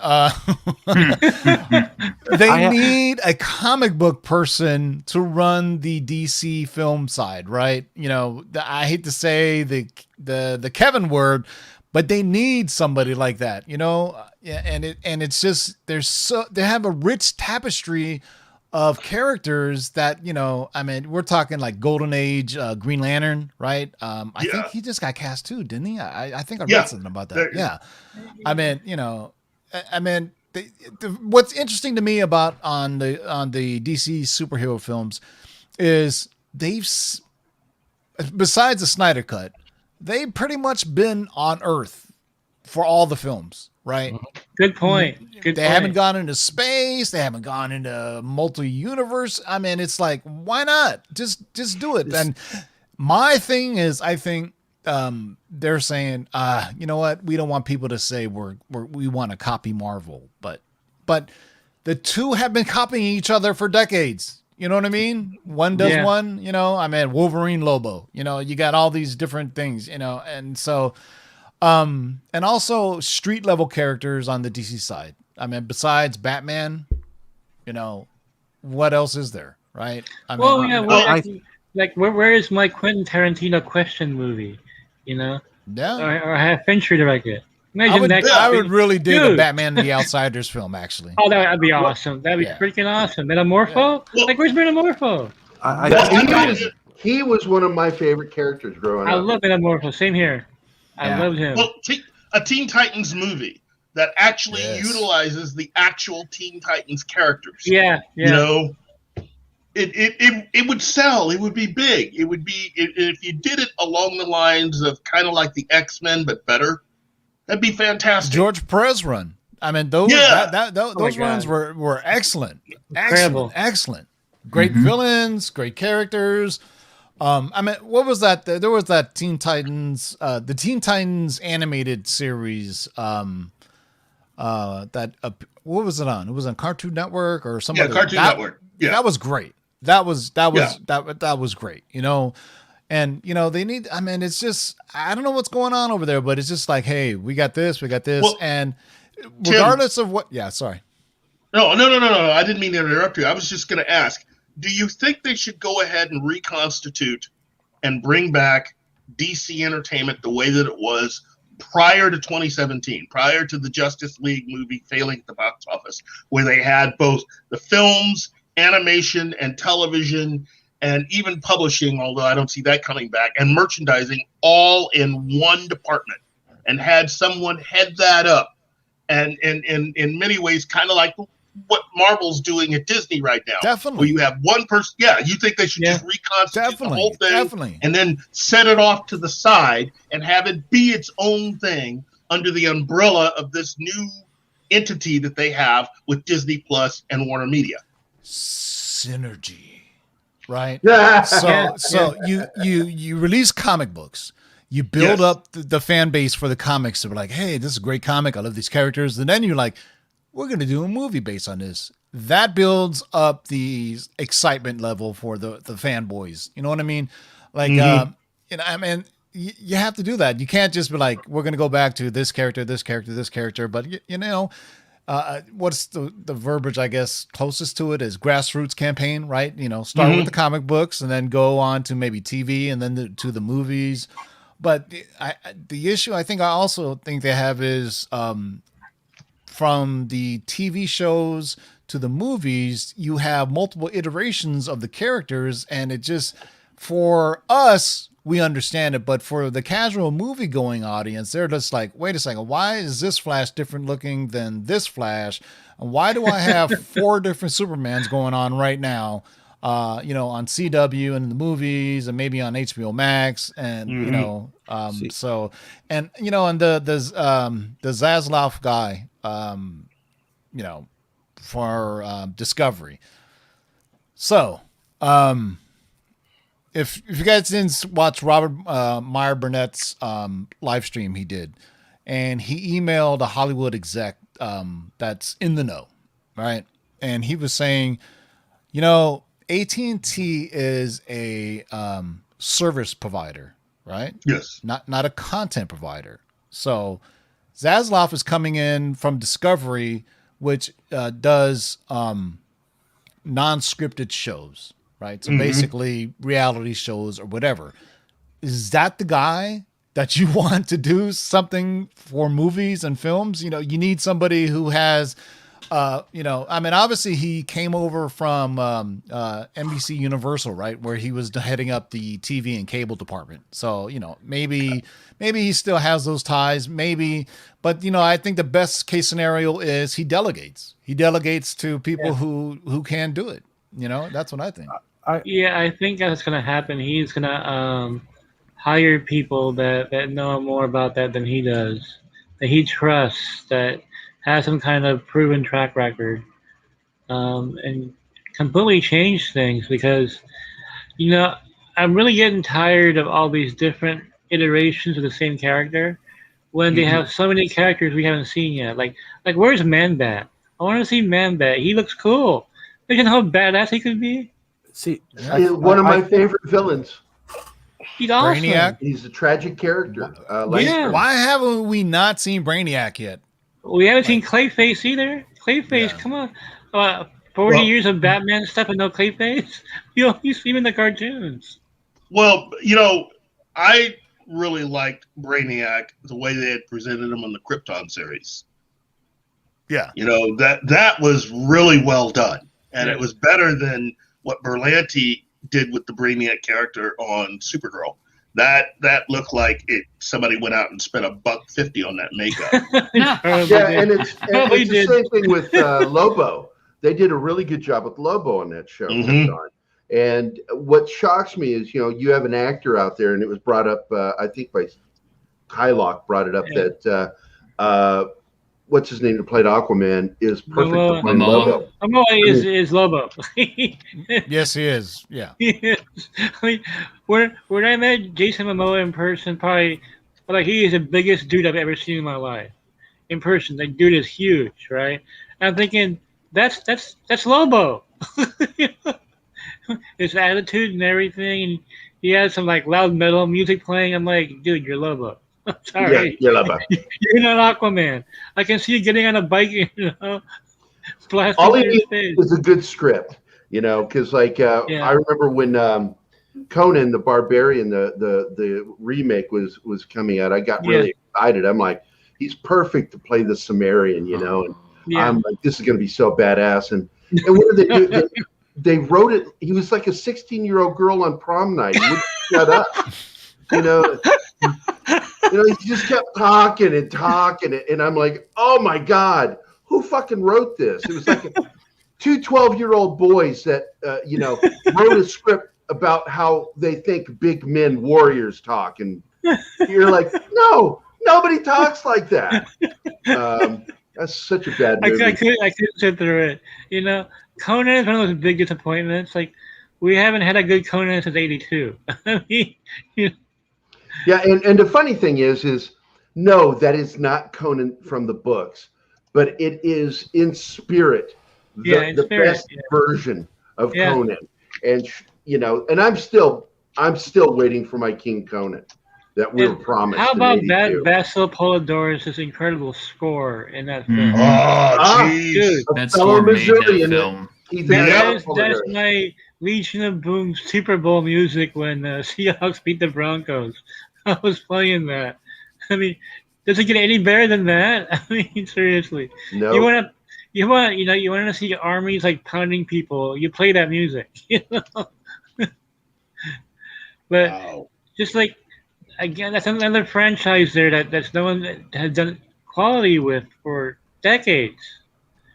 Like, exactly. How can you not do Conan right? I know. But here, this is the second time this has been brought up. Is a Booster Gold movie. Oh God! Booster Gold is a decent enough character, but I will say this: he really got going after Keith Geffen got a hold of him. Yes, yes. I'm one of the few people that didn't quite like the whole Blue Beetle Booster Gold thing, because Blue Beetle is a great character on his own, and if you take the story that they have built with the character since DC bought the character, and you go with kind of like what the MCU did with Tony Stark and Peter Parker, you could do an entire television series based around Blue Beetle. Mm-hmm. And you start with the Ted Kord Blue Beetle having given up being Blue Beetle, and he's coaching Jaime Reyes. So he's decided to become Ted Kord again, and kind of like the nice guy version of Tony Stark. Yeah. He's teaching this young Latino kid how to be a hero, even though the scarab on his back, the device on his back, he doesn't know that much about it anyway. So it's kind of like a modern day version of Batman Beyond. Yeah, you're right. Good comparison. With Ed and with Jaime. And that would be fantastic, because you're serving all the different things that certain woke people want to see, but you're also getting the hero adventure from two different sides. From someone who was a superhero and has decided to go back to live his life, and he's the dude's a genius. The Keith Geffen stuff, when they teamed him up with Booster Gold, they wrote him as an idiot. He's not an idiot. He's actually a genius. Mm-hmm. But they needed to have him be an idiot in order to boost, basically to job for Booster Gold, is really what they did. And if you take that character out and have a series just called Blue Beetle, but you make it about a former hero and one that is becoming a hero, that would do it. Well, and there are other, thinking of Blue Beetle, there are other Charlton properties they own, they've done nothing with. And the question is the one I keep like, why? Where is the question? I mean, that is one of the coolest looking characters you can put on screen. It's like X-Files combined with Mr. Robot. Oh yeah, totally. You can get really weird with it, man. You can get really weird with the question. Yeah, and Mikey, really dark. Didn't we have the question on our one of our scoops, our long-term spec? Yeah, it was. Yeah, that and Blue and Booster Gold. Well, yeah, there was going to be a Booster Gold Blue Beetle movie called Blue and Gold. It went down in development, and they decided to do the new Blue Beetle instead. Yeah, I think the Booster Gold film was probably still in limbo somewhere. The question was going to show up on television, but never did. I think there were some plans for a film that never happened either. It's just all these plans that just never went anywhere. You could make Booster Gold happen if you're able to bring the Legion of Superheroes to fruition. Yeah, and again, if you give yeah. them a nice jump start through J.J. Abrams, you could then sell the whole Booster Gold concept. You know what else would be cool? It would cost no money at all. The Golden Age Sandman. Make a dark, like the Sandman Mystery Theater. Make it really dark and mysterious. You can pull that off, man. You can. Yeah, I just think the studio heads at WMD. WMD. There you go. There you go. That's perfect. I think they're a little trigger shy on making films on the big screen for characters they think people don't know. And this is probably coming from AT&T. You know, AT&T is like, yeah, we know Batman, we know Superman, we know the Flash, we know Wonder Woman, but who the hell is Blue Beetle and Booster Gold? You know what I mean? And so they think there's not any money in it. And AT&T is all about the money because, you know, that's what they do. I mean, so, I think that's why they're a little, hesitant on making these films when they should, just throw it out there. It doesn't have to be a big budget film. Just go out there, and if it's a smash success, boom, you got something. But you know what? You got to try it to see if it happens. Can I? Go ahead. Okay, I'm trying to get I wanted to get a question. Like it's kind of like a two-part thing. The first thing is, do you think there's one way that I think they can go about it? Because I do enjoy their animated films. Some of them are really good, especially like Escape on Arkham, Screwman Tomorrow. That was bad. But if they really wanted to introduce heroes that are in the sidelines or in the B or C group, why don't they go, hey, here's a prequel to what's coming out as a later motion picture, and do an animated introductory. And not only did both, like you were talking with the two Blue Beetles, the one now and the one to come to be, why not do an animated film that literally is a need to watch prequel before the film comes out in theaters? That way you're grasping a young audience, the audience that's being taken, that young audience to see it, and then you can drop the bomb and how many millions of dollars you have for an actual Blue Beetle or Booster Gold. They have to work, not focus on the heroes that are being forgotten, not rework the heroes constantly over and over again. They need to start focusing on how to deliver it, that it captures the audience of this generation, the old generation, and bring it together. They're not doing this. They're not taking the chance because they're too afraid they're going to lose money. AT&T is already trying to do this, and Warner has their agenda so far up their ass that they're tasting their own tonsils when they fart. That's why nothing's getting done. That's why Wonder Woman failed. They literally made a whole movie that was called Wonder Woman 84, and you didn't even need Wonder Woman in it. It's the same thing with Zack Snyder stuff. They were trying to put that down. They hid the numbers for so long for one reason. They didn't want to be proven they were wrong. All they have done is done nothing but take a chance. They're not taking a chance anymore. They're playing it safe. And you know what the playing it safe is doing? Driving people away. Yeah. The same thing with Star Wars. It's the same goddamn thing. We're going to forget the old fans and force on the new fans. And I understand that there's fans that came, let's go from Kurtzman Trek point of view, okay? I understand there's fans that are being introduced to Star Trek now because Kurtzman's the only thing they see and they enjoy it. I respect that. But the way they're going about it is they're insulting the old stuff and they're blowing up the current stuff that's still doing well. They're not taking a chance on something that could be something great. Do you think Guardians of the Galaxy would have happened if they didn't take a chance? That's the whole thing. Yeah, everybody was saying that was going to flop before it came out. Sorry for verbal diarrhea. I've been saving this in for a while. It's like, animation is a great prequel to get kids involved. Parents take the kids to the theaters. You have a toy line set up to see which one was successful by having actual groups that watch and take questions. And from there, you can build a film. It doesn't have to be a great film. I meant recently with the JSA World War II animated film, right? I mean, that's kind of setting up what Black Adam is doing with his JSA characters that are coming. Mm-hmm. I mean, that's, because that's kind of, but that's, I think, more of a Berlanti influence. I think Berlanti and his people have had a really big influence on the people who are currently controlling animation. I look, Fat Steven, you're right. But I think it would work as what they were doing before because they were kind of doing it before with the DC Showcase. Yeah. Those little short animated things they were doing, I think, fit that because they've already had the Doom Patrol, they had Green Arrow, they've had the Phantom Stranger. But Keith, let's take it from the aspect of right now with the way they're teaming up with Epic Games, doing not only the Fortnite comics that have the cosmetic codes for the game, they're actually creating a storyline. So they already have the pretense of doing that. They can do it with some kind of help. And you're right. You are definitely right. They have a model right there with the way they're teaming with Epic and the Fortnite. I know everyone hates Fortnite, but all of those comics across the boards have been sold out nonstop. Yeah. And there's a $5 super sticker that Gary's going nuts about with OCD right now in the chat. You're muted. Thank you, Zaz. I got stuff $5 super sticker. Thank you. Love you for that. Yeah. But have they forgotten that the film that launched Marvel was an obscure character called Blade? Yep. That people didn't even know, even comic book fans I knew had no idea Blade's a comic book.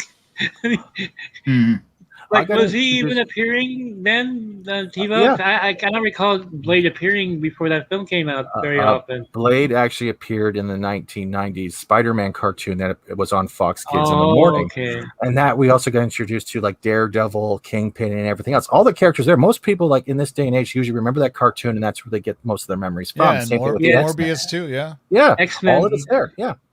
But the thing is, they've forgotten the simplest thing. What catched your eye as a kid? And how can I apply it to keep not only the kids, the young adults, and the adults today involved?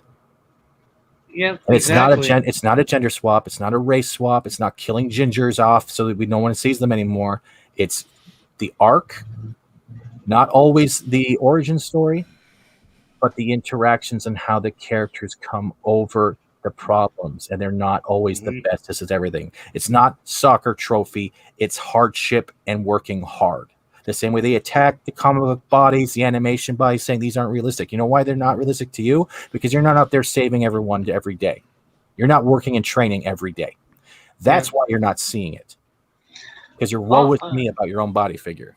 Yeah. Also, if you have all these cartoons, that the parents will watch with the kids, and the parents will get introduced to the characters too. Like, oh, who's this, Blade person? I mean. And then the parents would go like, God damn, this is a violent ass cartoon. What's going on? Why are you watching this? But I know a lot of the people who were introduced to the X-Men because of the 90s cartoon. Mm-hmm. Definitely. Well, just like a lot of DC fans relate Green Lantern to Jon Stewart because of the animated series, right? They don't relate to Hal Jordan. They relate to Jon Stewart because in the 80s or the early 90s when it came out. And then obviously the X-Men cartoon, Jubilee and all those characters, I mean, it was, it was amazing when we saw it when it came out, but looking back on hindsight, it's kind of like, wow, this is a kind of trippy animation, but the stories were pretty damn serious. I mean, Mikey, I think Mikey and I were talking about this too when we were talking about the Silver Surfer animated series. Oh god, this is some deep shit that's going on here. This is really deep. Harlan Ellison wrote an episode. I mean, they got Harlan Ellison wrote a cartoon. That's crazy. Yeah, crazy.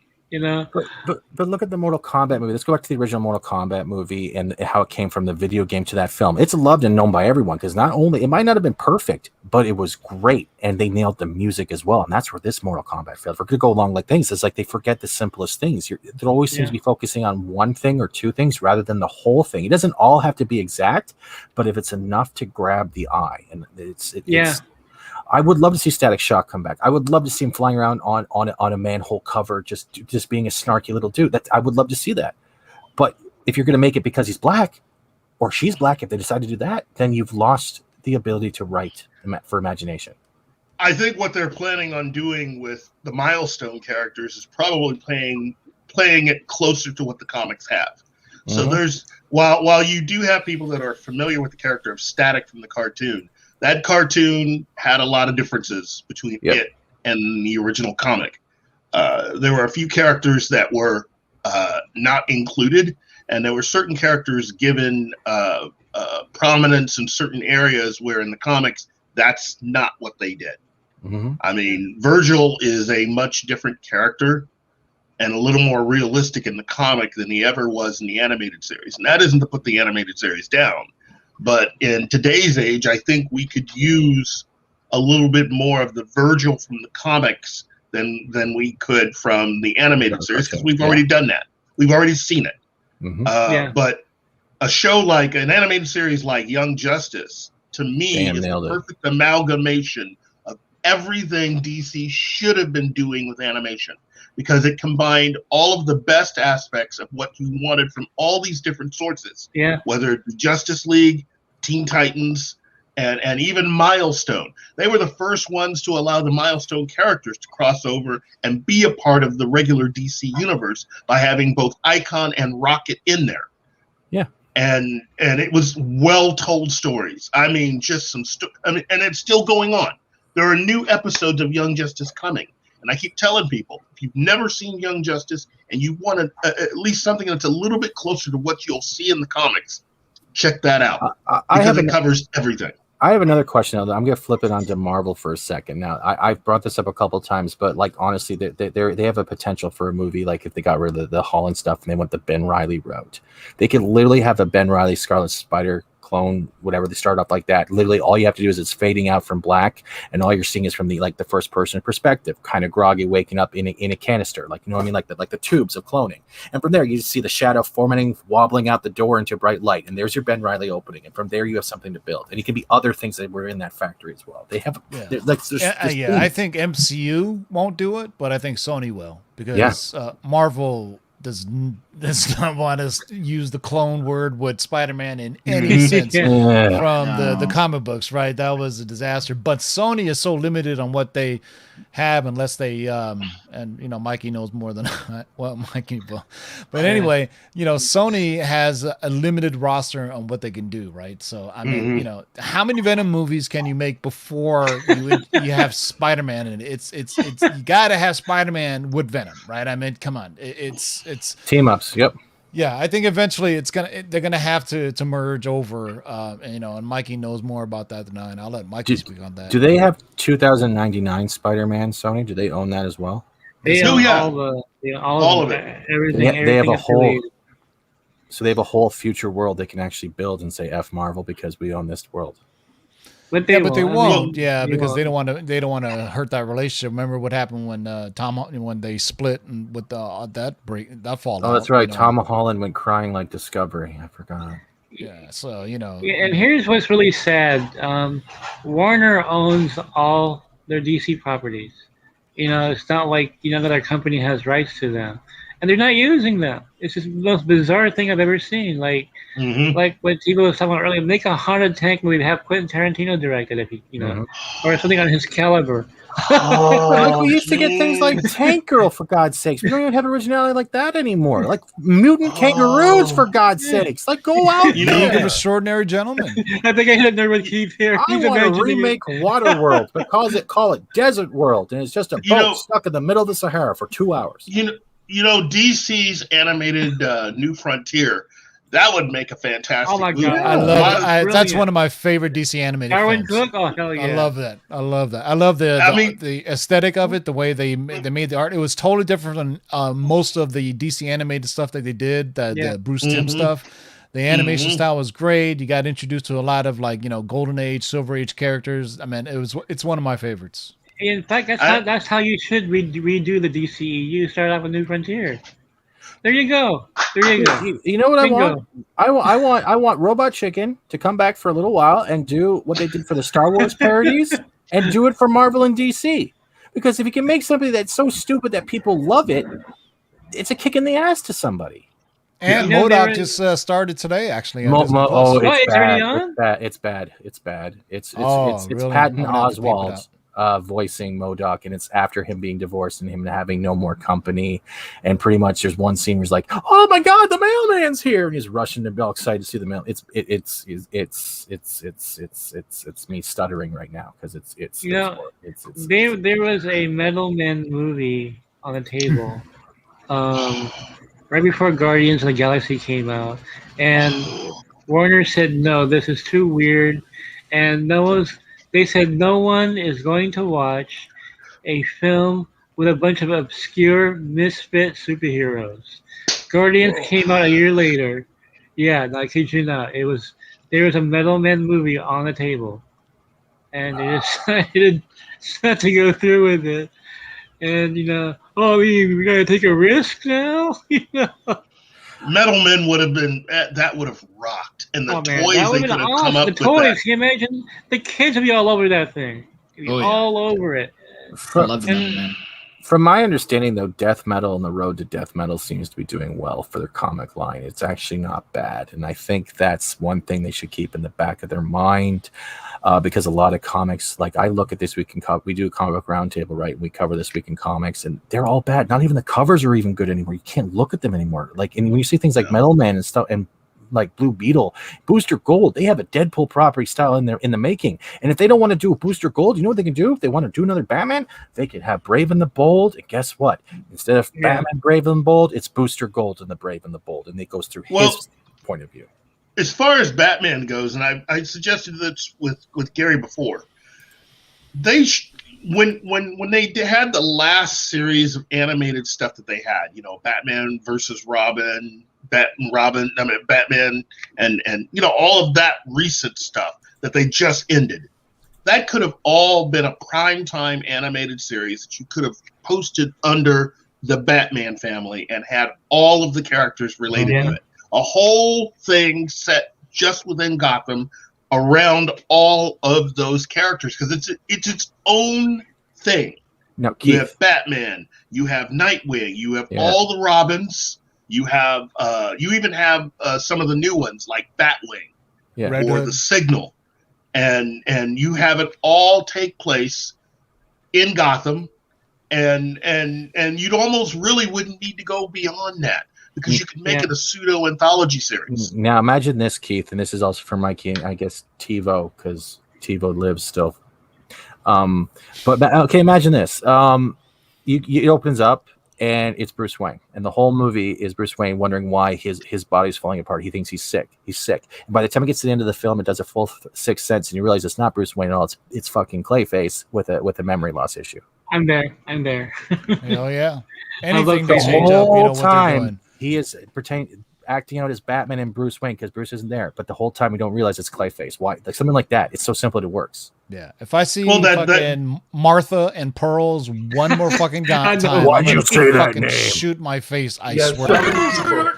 so many people feel that way, dude. It's like I've got a feeling we're gonna it's like it's akin to like Peter Parker and Uncle Ben, right? You know, that's the two for both sides. Yeah, they've done it so many times. We're gonna see Martha and her pearls in the Batman. I got a bad feeling. Are you serious? I'm in the Pattinson one or the Pattinson one? I have a bad feeling we're gonna see it again. I've got a bad that if the pearls are in the bathtub, I hope to God Freddy Krueger's hand is coming out of it between her legs. I really hope that happens. You know, when they used to have the Batman family comics in the 70s and would do the anthology stories. Batmite? Batmite. Oh, God. Or a Justice League. Imagine a Justice League where Kill Tick says him is effing with them for 2 hours. And I watched that cartoon again when we had DC Universe, when that channel was on. I hadn't seen that Batman cartoon since the 70s, right? I forgot how annoying Batmite was. Oh, my God. Yeah. Well, after the announcement, what was it, Wednesday, where they're saying they're doing the adventures with Superman and the other one with the Batman. And one article says one thing, but if you looked at the other article, it said a reimagining of Batman.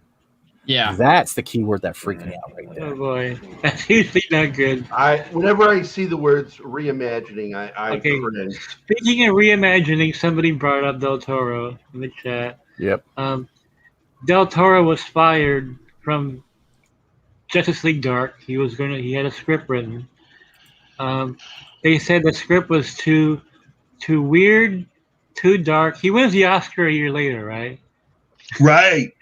And so, anyway, J.J. Abrams, J.L. Dark sounds, from what I'm hearing so far, I don't usually like to prejudge things, but man, it sounds terrible. It's not going to be Justice League Dark. It's going to be Justice League Lens Flare. Justice League Dork.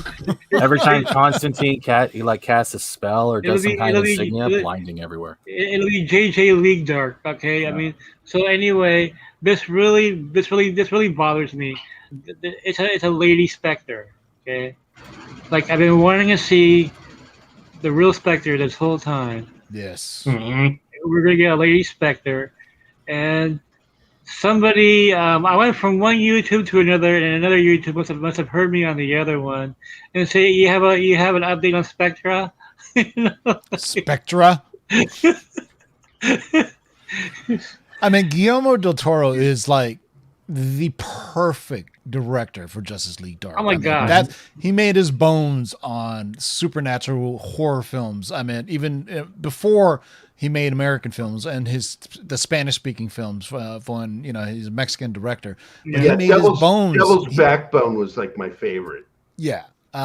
What's that one with the freaky guy with the thing that came out in his face? Pan's Labyrinth. Pan's Labyrinth. That is my favorite. That fucking movie that is really so well. Mikey, you remember when? Because it wasn't just Justice League Dark. Del Toro had also an idea for a Hulk television series that he got turned down for. Yeah, that was right. Yeah, that too. He'd have been perfect for that recent new run of Hulk where they really went dark on Hulk. Mm-hmm. He'd have been perfect on that. Immortal Hulk. Yeah. Yeah, it's Immortal Hulk. Yeah, that's the title. I can hardly wait till we get Emo Hulk. Well, it's really. We already have that. The one that was. That's a TV series. Yeah. It's really sad though. Swamp Thing was in Del Toro's script. You mentioned Del Toro Swamp Thing. I mean, like, oh my God, man. Look, everything about what he was going to do with Justice League Dark, in my opinion, would have been great. Del Toro with Constantine. He would have been a perfect person to write. Deadman was in Deadman, Swamp Thing, Constantine. Can I ask a question? Why haven't they pushed forward the Longbow Hunters as either an animated film or series or a miniseries? That's a great That's a great run. That's a great run. Yeah. Mike Grell. Oh man, that was awesome. You got a possibility to not only rebirth Green Arrow and stuff like that, but you can actually separate from the CW of the first two seasons that were good and go somewhere amazing. I'm like you prop it up a lot, Keith. Like the Longbow Hunters, I know Az does, and so does Robert Meyer Burnett in Neurotic, but we're not actually. They don't. It's like, I'm sorry, I'm sorry. I'll list off everyone next time. I'll make a Christmas list. There you go. Why isn't there a Green Arrow film? I mean, the huge fan base from the CW, there right? The Supermax was, but they never got made. Oh, that was going to be a whack story. That's stupid. That Supermax story is going to be whack. But a Longbow Hunters film. Come on, it's got to be made. That's why we keep. I mean, bring up the dead horse so we can beat it some more. It's just the same characters over and over. But at least now we're getting the Flash. We're getting Black Adam doing the JSA and some other. We didn't even talk about Our Man. Well, you remember that back when the Wachowskis were still associated with Warner. Yeah, I would do another thing with the Wachowskis. Because, look, I've said this to Gerry before. While the script sucked, visually, Jupiter Ascending was one of the best-looking movies, really, of the last 10 years. The one with Channing Tatum? Yeah. Oh. It's one of the best-looking movies, both in terms of cinematography, but also in terms of set design, costume. It's a fantastic movie. The script sucked, but the movie looked good. I would get together with the Wachowskis and do something like OMAC. Oh my God! Commandy. Yes. But here's the thing with WMD. They get easily they get PTSD very easily. Like if a film flops critically, people complain about it. They're like, let's not do that again. Let's not do that again. They never go back and say, let's go back and figure out how we can fix this and make a better one, And that's the whole thing about the Snyder Cut, right? When it first came out, bomb. Then you have going through, they finally released it. And then, all this thing that just caused just major turmoil, causing people to be divisive about it and inside the studio. And now you got WMD. And so, and it's like, it's, to us, it seems rather simple, right? But since there's so many corporate tentacles for AT&T, Warner Media, and all that other stuff, they just step on each other's toes all the time. And then you got the CW, who's been doing their thing for 10 years, 15 years for now? Mm-hmm. 15 years at least. Yeah, and so it's like, why can't you do that and just do it on the films? The Flash film. How long was that in development for? How many different directors? Oh my God, there's so many now. I can't even count anymore. I mean, not even Black Adam too. When was that first announced? Like 4 years ago, You mean 5 Black years ago? You mean Black Shazam? No. Yeah, that film was announced so long ago. It's like I don't know what happened to it. Then why haven't they done something simple by like just doing like remember how Animatrix came out? They had little shorts, right? And now Marvel and Disney Plus Diarrhea is doing the What If series. DC has a possibility to just do shorts, do public testing, and see which the audience wants to see. I do one better. Yeah. They should do an Elseworld series exactly instead of What If series, right? And I am looking so forward to that What If series. That animation looks really good. I would really like to see Henry Cavill Superman go against the Brightburn. Oh, Brightburn, the film with the crazy little kid, right? Yeah, with the kid grown up. But with the kid grown up, right? Laser eyes against laser eyes. Mm-hmm. They won't. Look, I know. Yeah, they won't. It really does come down to, again, probably reconstituting DC Entertainment, putting everything back under one roof, and just finding somebody to take over. And you can't tell me that there's still no one connected to Marvel who's not willing to at least take a chance at starting something at Warner Brothers and being in control. You know, Victoria Alonso, I'd go to her first. And it's like, hey, here's some money. Make the crossover. Come over here, do for us what you've done for them, and build this entire thing. And all you have to do is just make the promise not to interfere with anything that they do. Yeah, unfortunately, they're putting all their marbles in J.J. Abrams, who is not fully committed to it. Yeah. Now, with our last 10 minutes with Mikey, because he has to leave. Yeah. I'd like to touch base on what we brought up earlier before you came on, which was the announcement on the Lucasfilm Disney site that Filoni is the creative head of Lucasfilm. Yeah. And now Andy Signor, which we like Andy a lot, but he's such a downer. He's always such a downer over there on his show.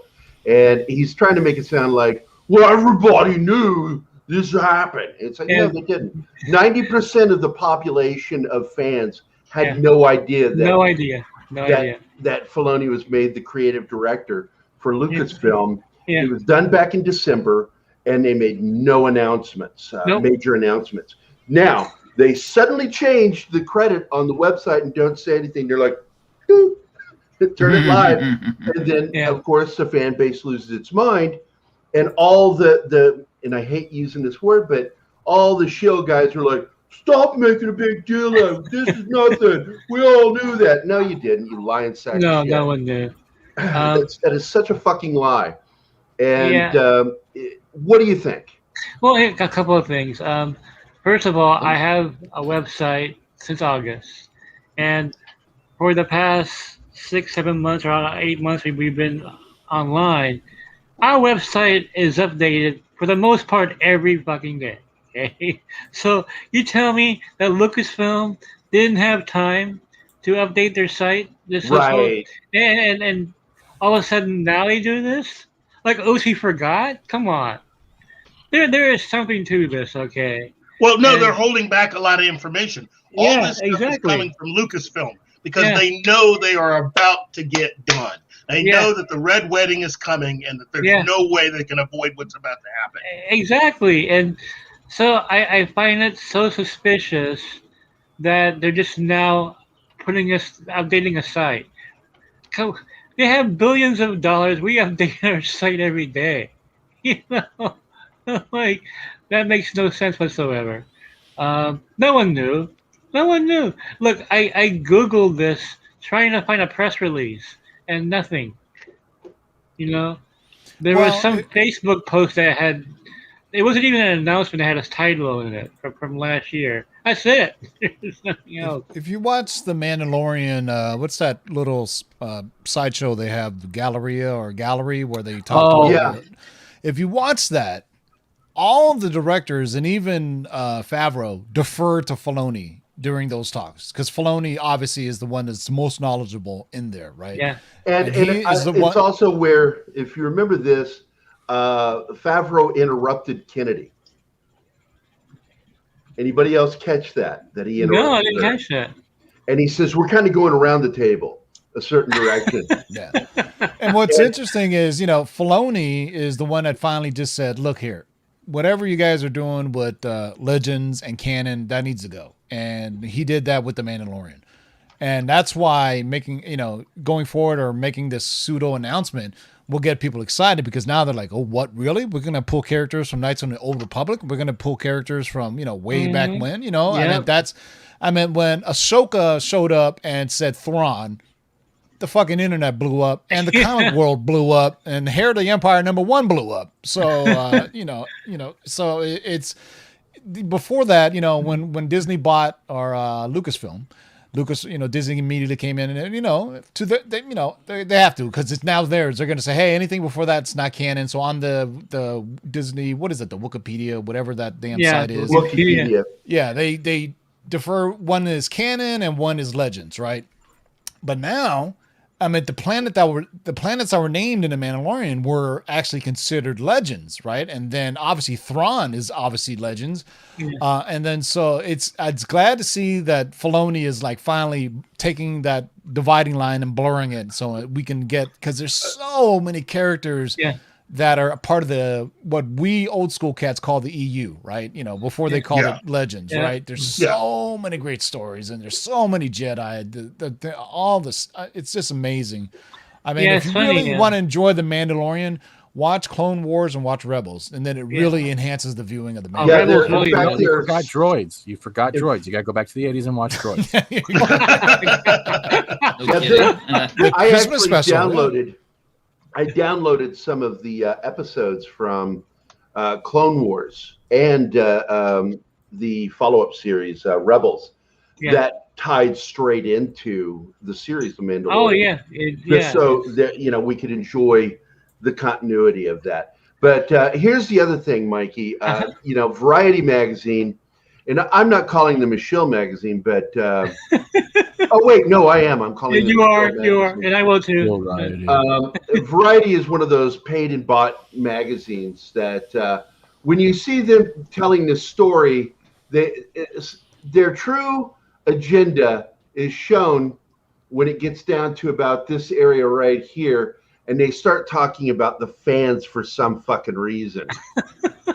And it's such a negative attitude about the fans. And they threw this little shot across the bow of the fandom, getting all excited about this. Yeah. And immediately when I was reading it, I'm like, this was clearly approved by Kathleen Kennedy. Yeah. And I'm getting so tired of this negative thing about fans, because you don't have fucking shit without your fans. Yeah. That $4.5 billion that Disney paid, or whatever it was, the value of that wouldn't have existed if not for the fans. Yeah.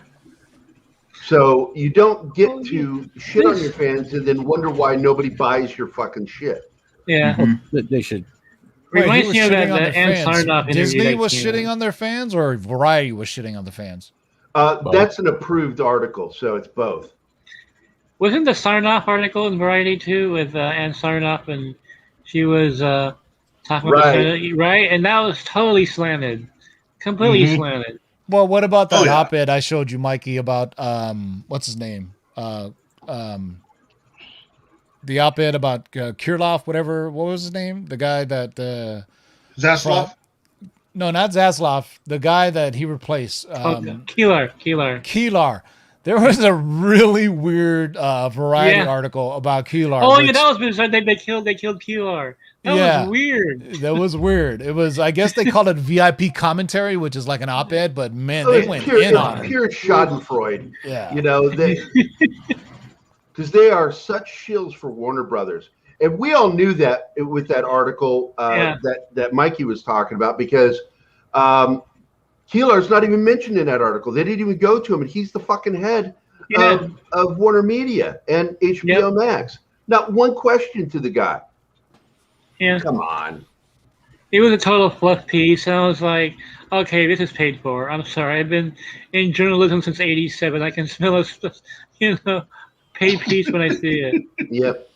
Well, I mean, it's all over. I mean, not only in entertainment but also in sports, right? When Oh, somebody yeah. wants to get a narrative out there, they're like, what platform can I go on to get this narrative Yep, out there? yep, So exactly. it'll lean Who- a certain way with Who do we pay politics. for right now? Yeah, either be it politics, entertainment, sports, whatever. You know, it's just the way of the world. It's the way of 24-hour news. I have to have it now. I have to be first, necessarily not correct. You know what I mean? It's first. It doesn't have to be correct. And then I can go back and say, well, I said it first and things happen, things change, but it's just the nature of the beast. I mean, even more so now than ever before, when Mikey and I started doing this, 2 years ago? Yeah. Maybe two years ago. And now it's just like, it's all over the place. It's oversaturation, I mean, it's hard to find out what's real, what's not, what's just clickbait, I mean, Mikey and I had this ongoing joke. How long will it take? We got this covered. Cover a Mikey Sutton story. I was just thinking about that. It's like, they're in love with you because, yeah, they are. Because I've made fun of them for years of, basically having a wall full of Post-it note ideas and darts that they throw at them. That's the one we're going with today, boys. Hey, it works for them. If you like it or not, it works for them. They make a ton of money. I will say this. Tons of views. Yeah, say what you will about them. I mean, they do publish some dubious information. But the thing is, they publish everything, and they don't make judgment calls on any of it. It's like, it's up to you where you. But I'll give them this. They could take my one article and make 8 out of it. Yep. Yeah. They'll find one line in there like, that's an article right there. And they're a machine. They're a well-oiled machine. They have 20 writers, okay? And they are like the tabloid magazines of the 70s. Exactly. Yeah. When I was breaking Mikey scoops, they reached out to me, actually, sent me an email and said, hey, we'll give you $500 for every scoop that you can give us. And I said that to Mike. I said, look at this. I was like, no, that's all right. I'm just kind of doing this on the side. I have a regular job.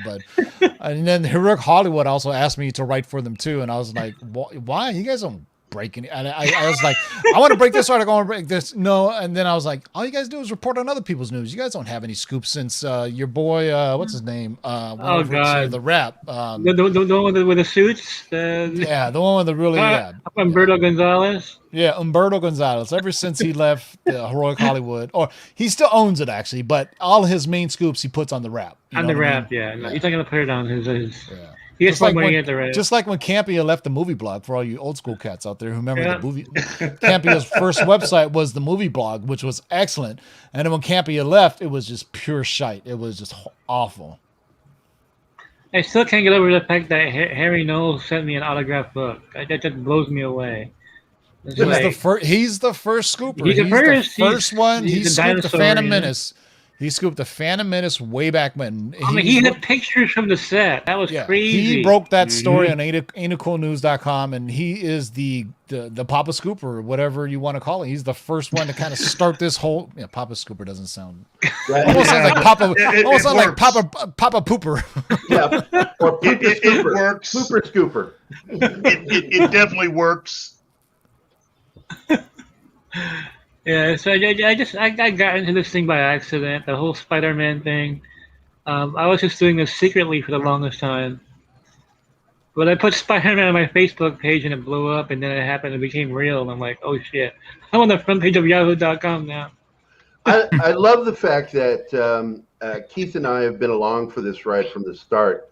Yeah, you guys have been. Pushing you to do things. And, and once again, Bomb Massiano, is an old friend of mine. I had no idea. He's my manager now. Yeah. And Bomb is like an old friend of mine. I've known for a long time. Crazy. And he's like, hey, come on, man. Pay attention to this Mikey Sutton guy. I'm like, all right, I'll go like that. And then, of course, Keith and I fell in love with you. And we're like, yeah, you're fucking cool. Well, I saw you guys. I was laughing my ass off when I saw you guys on YouTube. So I was like, it's Lethal Weapon team. But TiVo, both of them are getting too old for this shit. It's funny because TiVo was mentioned. Like after my stroke, I was, still rehabilitating from my stroke, and I was watching a lot of YouTube, and this one YouTube show that my friend told me about mentioned TiVo, and I think TiVo was even on the show. And I'm like, oh, there's another comic book show that I could watch. And so I started watching Lords of the Long Box, and TiVo was talking about this secret cabal of scoopers, and I'm like, how does he know this? Did he find out about? 'Cause I have one. Okay, I've had one for years. Like a lot of these scoops, I was doing secretly, privately since 2014, and he found out. I think he was just speculating. There's a secret cabal of collectors that know about upcoming movies, and they buy comic books before they're announced as films. And so I reached out to TiVo, and I'm like, there is a secret cabal, right? I was like, I knew it. Because I had literally dropped my phone when I was watching his show. There's a secret cabal. Yeah, Like, because crap, because we were doing a weekly show that looked at like all the comic book news of the week and how it affects the comic book prices, right? That's kind of our stilo. That's what we do. It's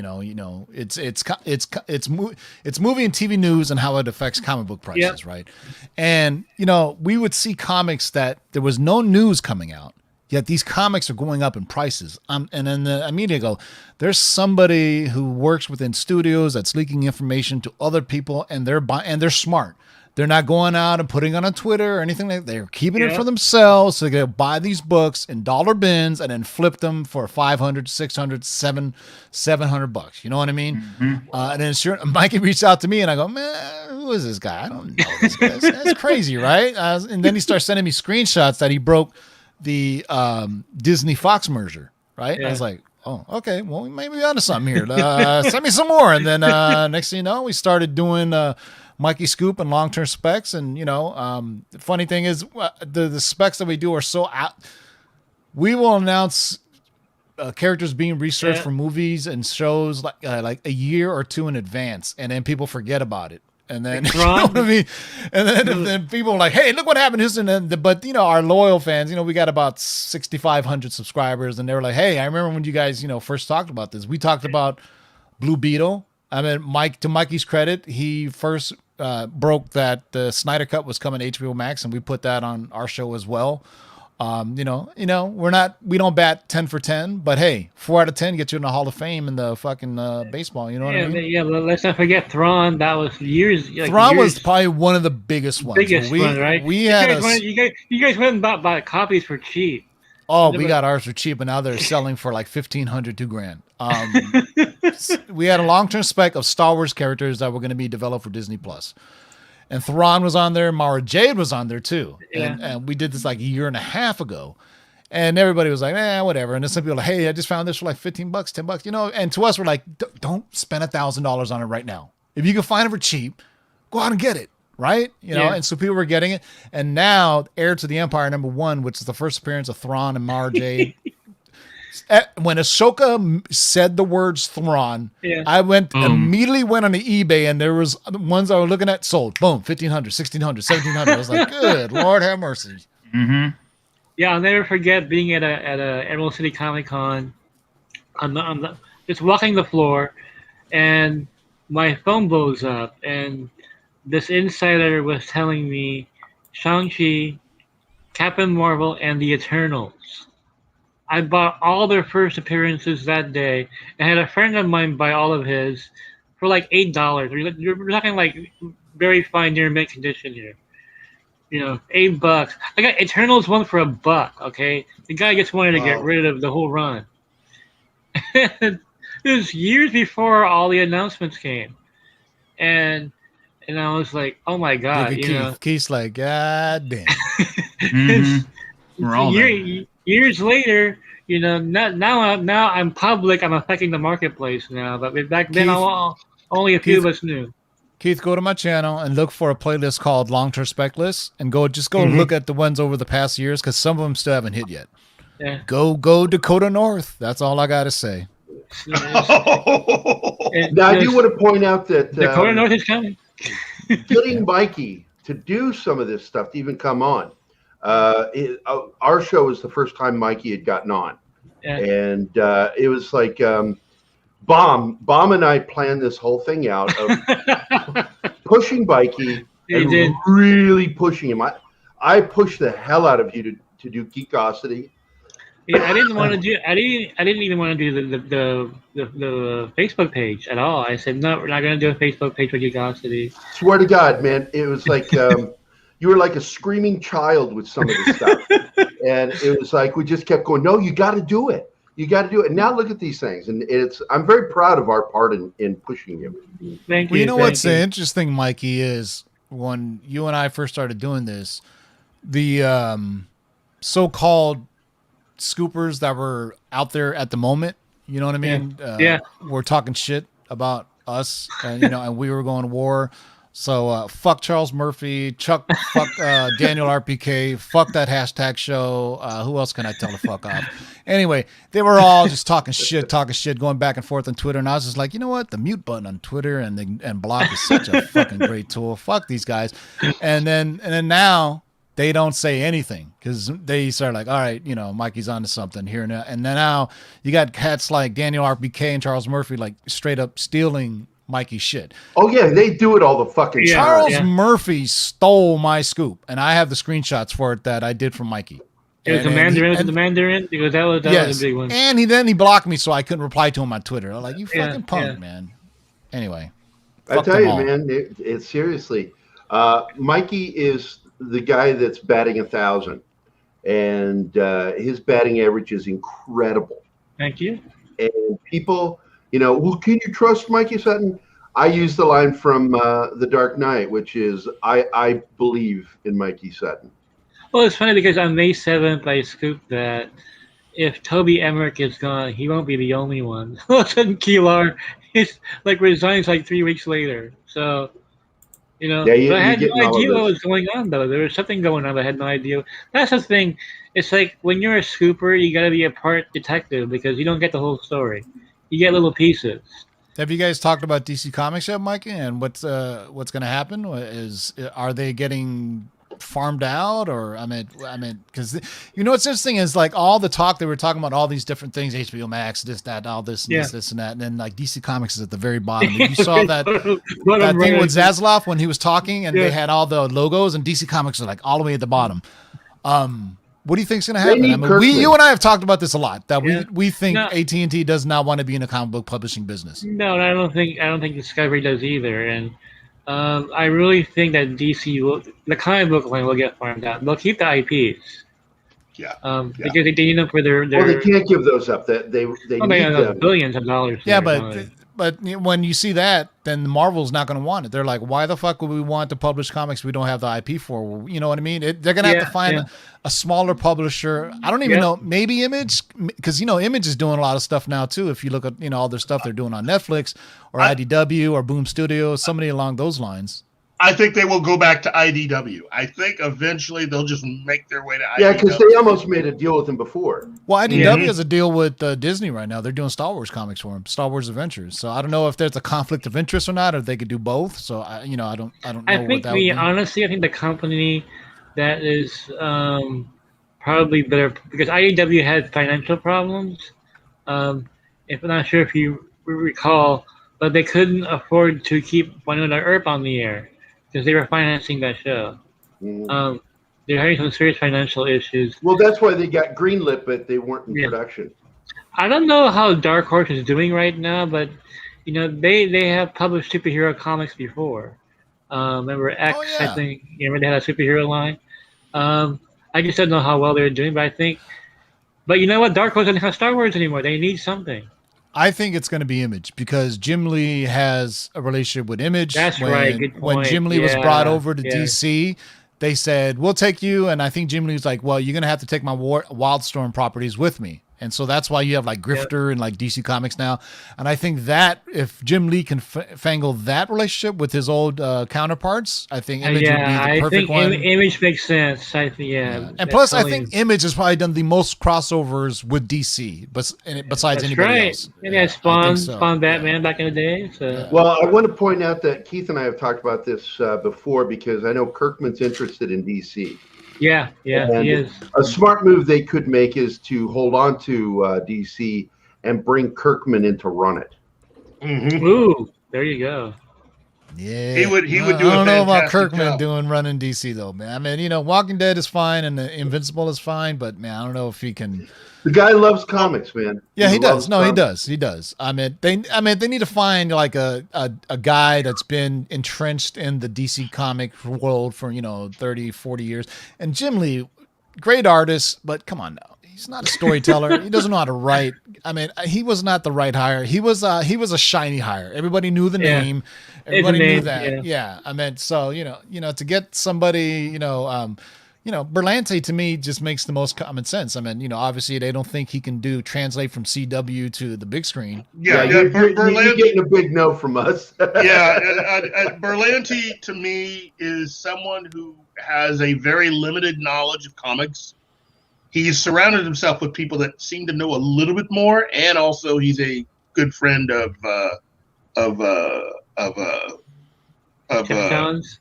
Jeff Johns. Yeah, which Jeff Johns is just a screw up. I mean, he's Jeff good Johns with isn't the that comics. good either. Yeah. Yeah. Berlanti would be the worst person to bring in to handle DC property. How about this? Not very popular because of what he did on the TV side, but Jeff Loeb used to write for DC as well. And he wrote Long Halloween. I think. He did. And he I like Jeff Loeb.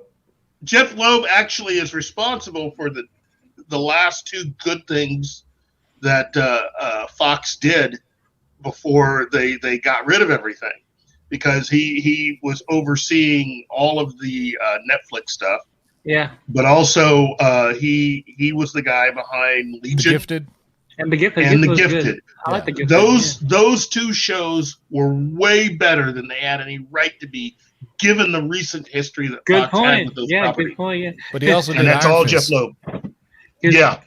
Can you remember Fox's first attempt at an X-Men show, Generation Mutant X? Yeah. Before, what was that? It was called the WB back then, wasn't it? It wasn't called CW. Yep. It was the Mutant, WB. Mutant X, yeah. And then Birds of Prey was also on the WB. Yeah, I watched that. Did anybody else watch that? I did. Yeah. Oh, yeah. I liked it. I was At the very beginning, you saw a silhouette of Batman and Joker at every beginning of every episode. And you know what? For cats our age, hey, man, that's the only thing we had, okay? We didn't have all the shit you guys have now, okay? That's actually more faithful to the comic book than the movie was. Oh, it is. Yeah. Because you had the girl in the chair, everything. You're Oracle. Yeah, you're Oracle. That was from the same producers of Smallville. Yeah. So, again, it's there are people out there that could probably do it, but you need time to find those people. And the key is to use talent that is available, although in certain cases hasn't been used in quite a while. Warner Brothers has a lot of talent that they are either not utilizing, just like with the DC IP, or just people that, I don't know what they're doing something else right now. They really need to dig deep, put together a team of filmmakers and writers, and just go right at this. I mean, they really need to go right at this, because that's money on the table. They are leaving a lot of money on the table. Yeah, promote somebody from within who's been part of all the movie projects and everything, and maybe his voice wasn't heard, when he had ideas, and maybe they go back and say, hey, who is this guy who had the ideas for this that we never did? Let's Charles Roven. Yeah. Charles Roven and Michael Uslan are your two. Oh my, yeah, he's been on forever. Yeah. If you have Charles Roven and Michael Uslan and make those the joint guys to run DC Entertainment, you will see a dramatic change, and it'll be for the better, because Charles Roven was I think he worked on all of the Dark Knight trilogy films before he even went on to Man of Steel, and he's basically done every DC film since then, with the exception of, what was the only one that he didn't produce? Shazam was the only one he didn't produce. But he Wonder Woman, at least the first Wonder Woman, he's on that one. Aquaman, all of the Zack Snyder films, and the Dark Knight trilogy.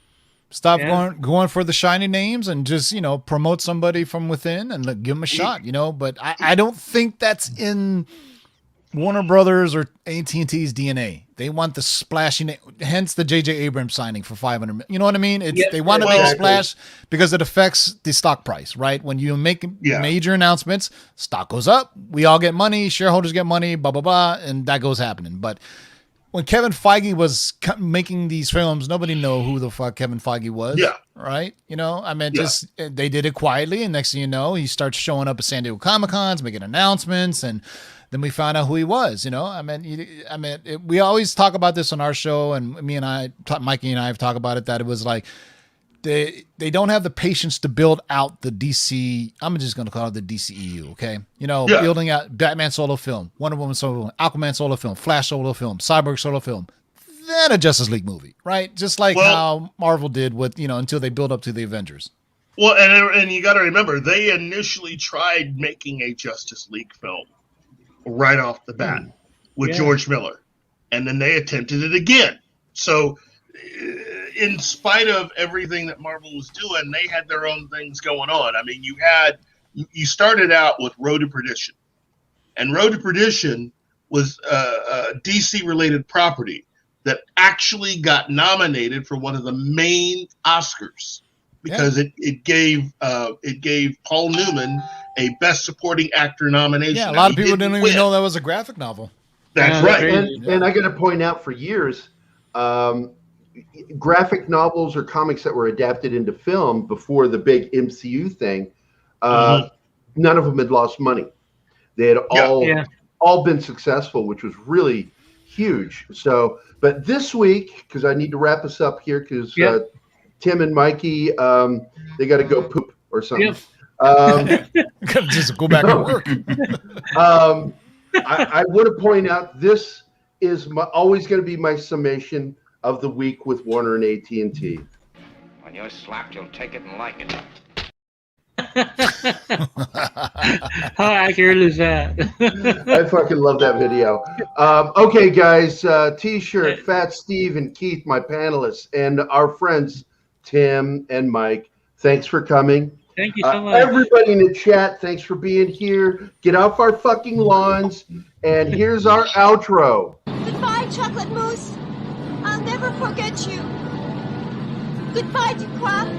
Take care of yourself. Goodbye, Deja Vu. I'll always remember you. And I'll miss you most of all, Scarecrow.